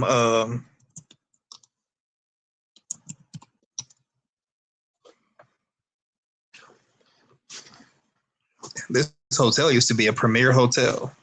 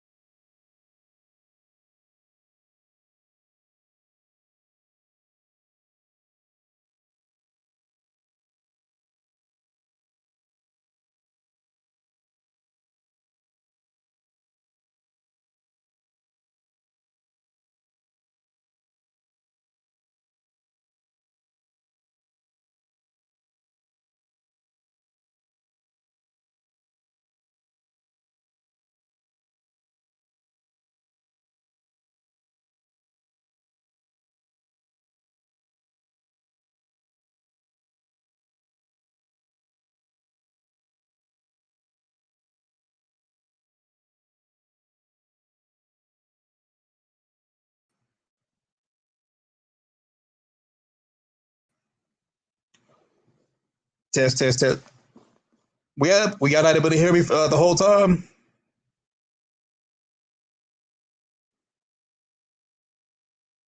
We got able to hear me.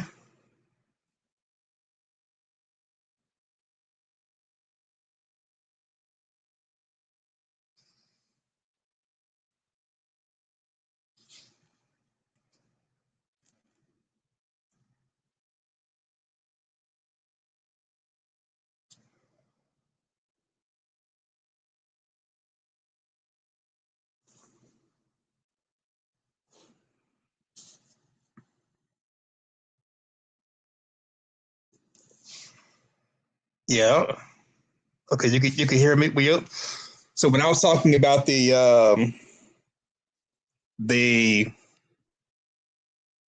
an odd number of small stones or pebbles, were y'all able to hear that?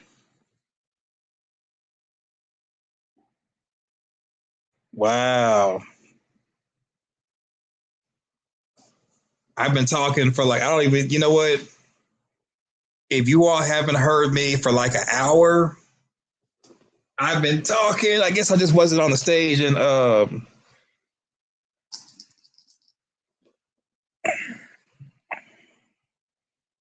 wow. Yeah, I guess I wasn't on stage. I was going through a whole bunch of, I was talking about saying that Elgin's too nice. That is crazy. Okay, for 15 minutes, you all were not able to hear me? Okay.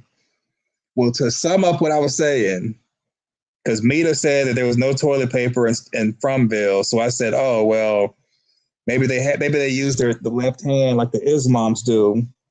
So I pulled up on Wikipedia Islamic toilet etiquette and how after defecating, the anus must be washed with water using the left hand or 3 small smooth stones. And then, okay, we heard the Elgin part. Okay, well, Elgin is still too nice. So Elgin, you're not off the hook. You're still too nice.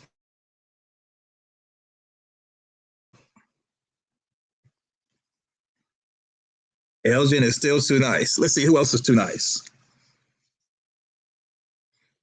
Fatima is too nice. So Elgin went out there to the outhouse. You didn't ask him how he knew you was out there, but who you saw before Elgin was the kimono woman. So after the kimono woman, you go and you follow Elgin. He's like taking you down to the root cellar. You're asking, "Are you sure we going? You sure Ellis is down here?" Yeah, Ellis is down here. Ellis is down there. I think that's how Elgin got Fatima to go down to the root cellar by saying Ellis was down there. Fatima gets down there. She looks around. This ain't right. Elgin grabs her and strong arms her.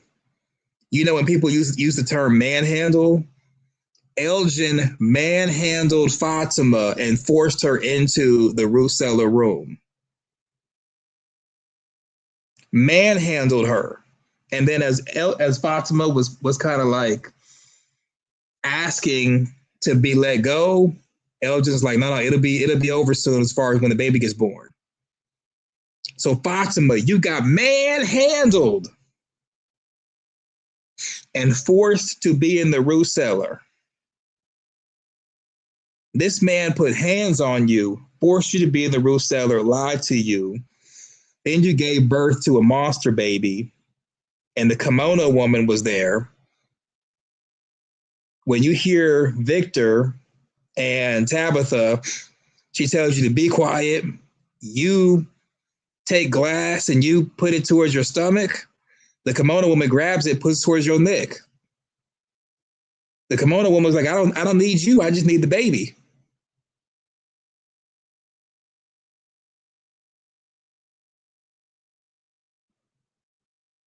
No, ma'am.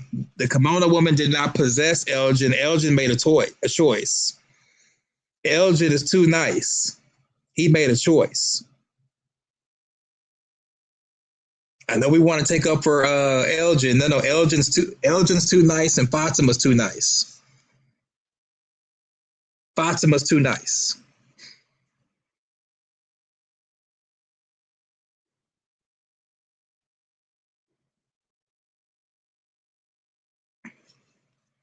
What that mean? He's old enough to vote, old enough to join the military. What else? Old enough to drive a car. No, Elgin's too nice. The kimono woman tried to drown Elgin.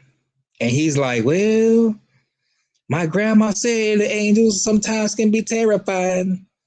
So I'm going to forgive her for trying to drown me.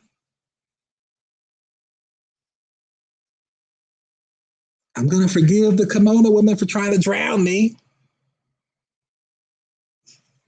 Right. Right. You know what? You know what? Amanda, you right. You right. Miss Wynn, your comment is Mita is Martin. Elgin was not possessed by no kimono woman. He's too nice. He is too nice. The kimono woman tried to drown him and was singing to him while doing it. Imagine someone trying to harm you and they're singing while doing it. Singing while doing it. Ain't no way. Ain't no way. Exactly. Who gets in the tub? Remember, Elgin got in the tub because Julie told him that she did that to relax. So Elgin, listening to Julie, got in the tub, filled it with water to relax with his jeans on. So he's already too nice. And then here comes the kimono woman trying to drown him and singing to him while doing it. Elgin's too nice. Fatima's too nice. Back to Fatima being too nice. Weak-minded people are being used in Fromville, just like Fatima and Sarah. Sarah's too nice too. We're going to get to her in a moment. So Fatima's too nice. So you mean to tell me Elgin manhandles you, forces you into the root cellar, and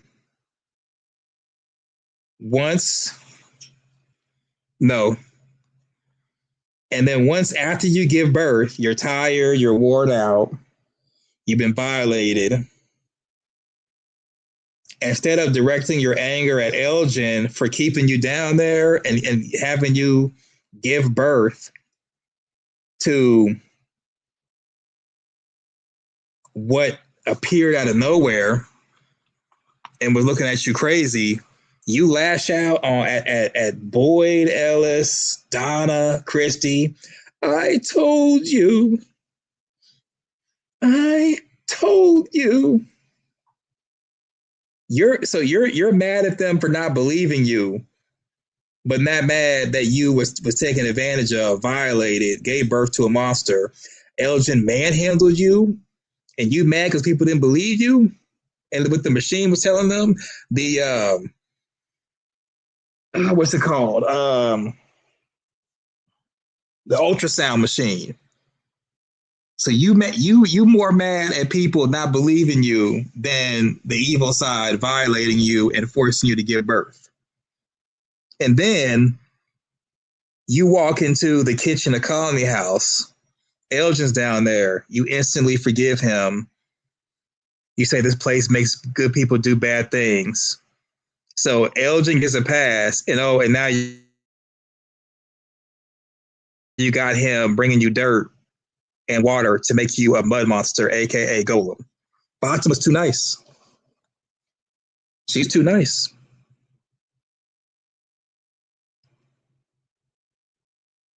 She's too nice.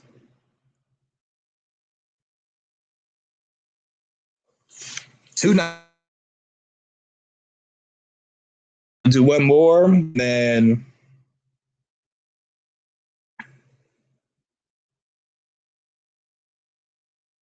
I think to keep the chat open. Let's see, did we hit every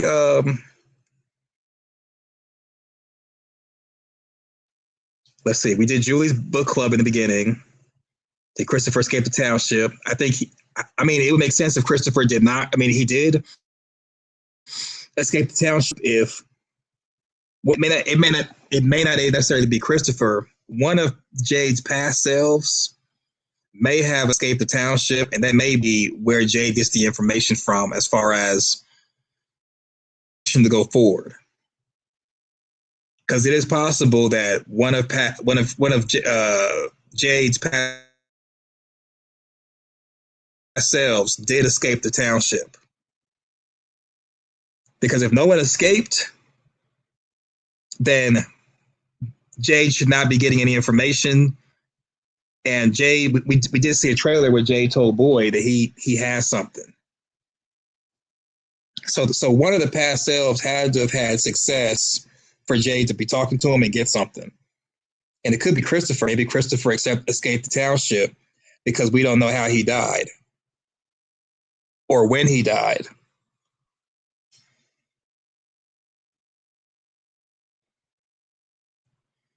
So somebody was saying, I heard people in the comment section say, taking Victor's pictures while story walking will get Julie to an exact point in time.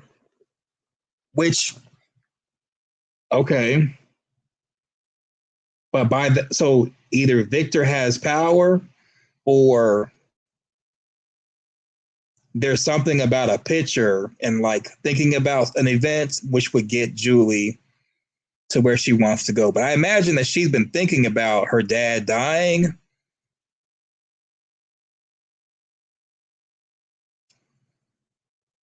So if pictures are the way to get to where Jim was,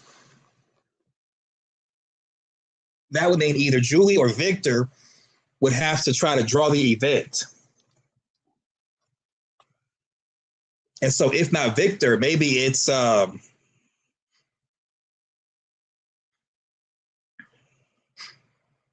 maybe Ethan would have the ability to like see the event and then draw it. Or maybe that may be where Marielle comes in, where Marielle's ability might be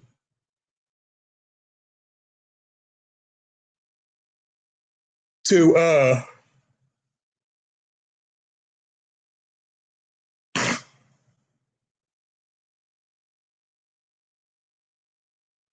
I don't know.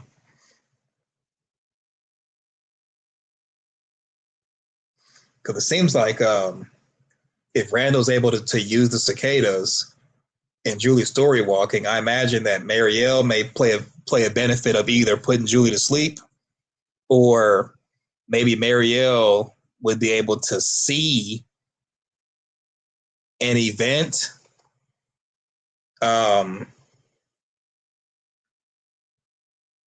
Maybe she could see events or something.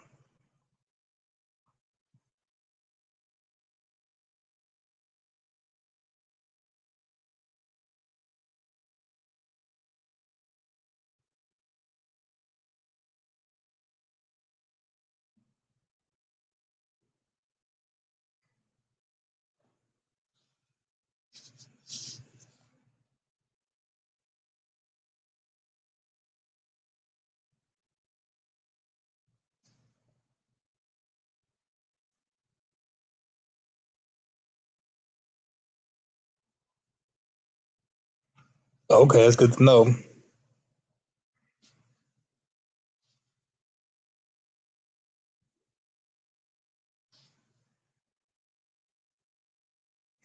Yeah, it's interesting.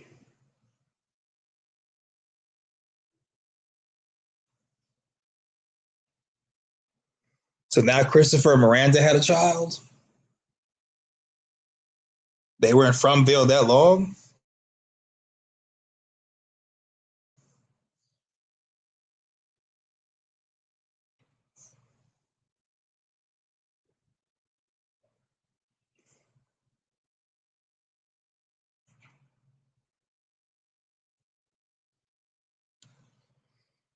She was while she was pregnant with Smiley.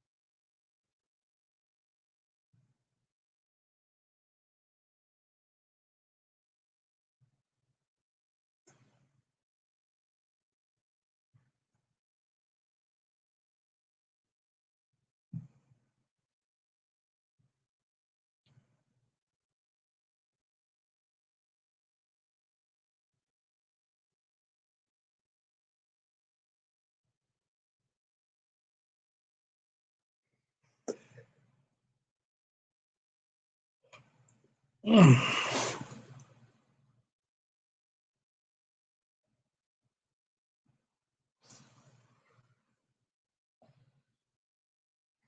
going on, Lady Mano or Mano?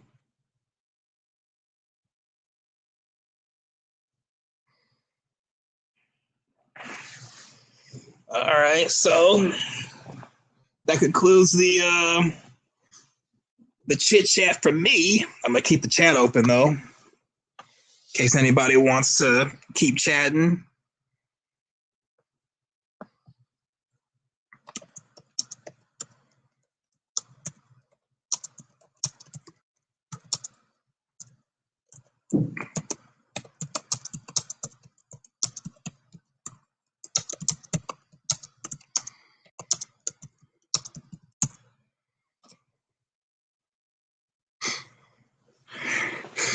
Yeah, you made it for the end. I'm just, I'm gonna do these randomly while I'm um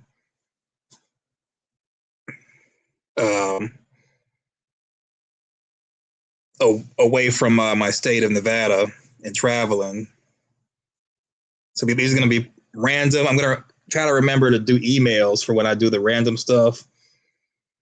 Because today I had to run a bunch of errands for tomorrow. I'm going to a graduation, and I got a gift card and the card. So I did errands today and grocery shopping and stuff. And when I got done with everything, I think I watched something. I think it's a movie on Netflix. It's like a mini series or whatever about if wishes could kill. And then after I was done with that, I'm like, oh, let me go and do a stream right quick. And here we are. Oh, okay.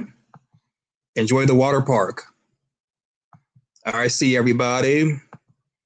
Here's the early morning time for a coffee. There you go. Miranda and Christopher had a child together, so Henry is dad to Vic and Eloise. Who was the other one? Huh? Miranda and Christopher had a child together. Oh, we talking about the original daughter? The Nkui daughter that was at the faraway tree with the bottles when Jade was playing the violin. The original Jade and original Tabitha's daughter.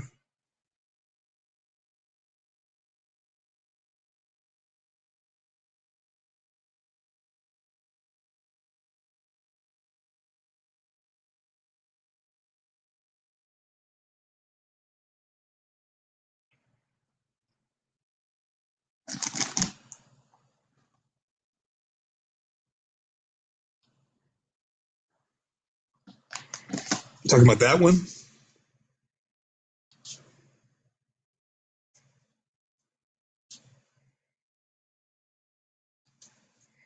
Yeah, I think Mita may be watching the original daughter. Yeah, the original. So, I mean, she's an Nkui kid. We haven't seen the Nkui kids this entire, like, so far this season. We haven't seen any Nkui kids. For all we know, the Nkui kids might not even be around until season 5. Like, we just wanted you to remember. Now that you remember, we're going to go back to sleep.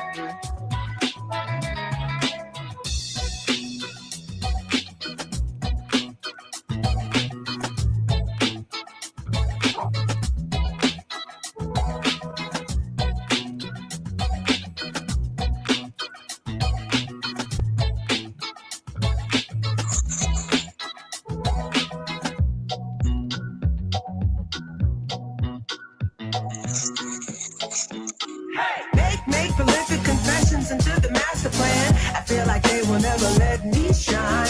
What do you need to say that feels so grand?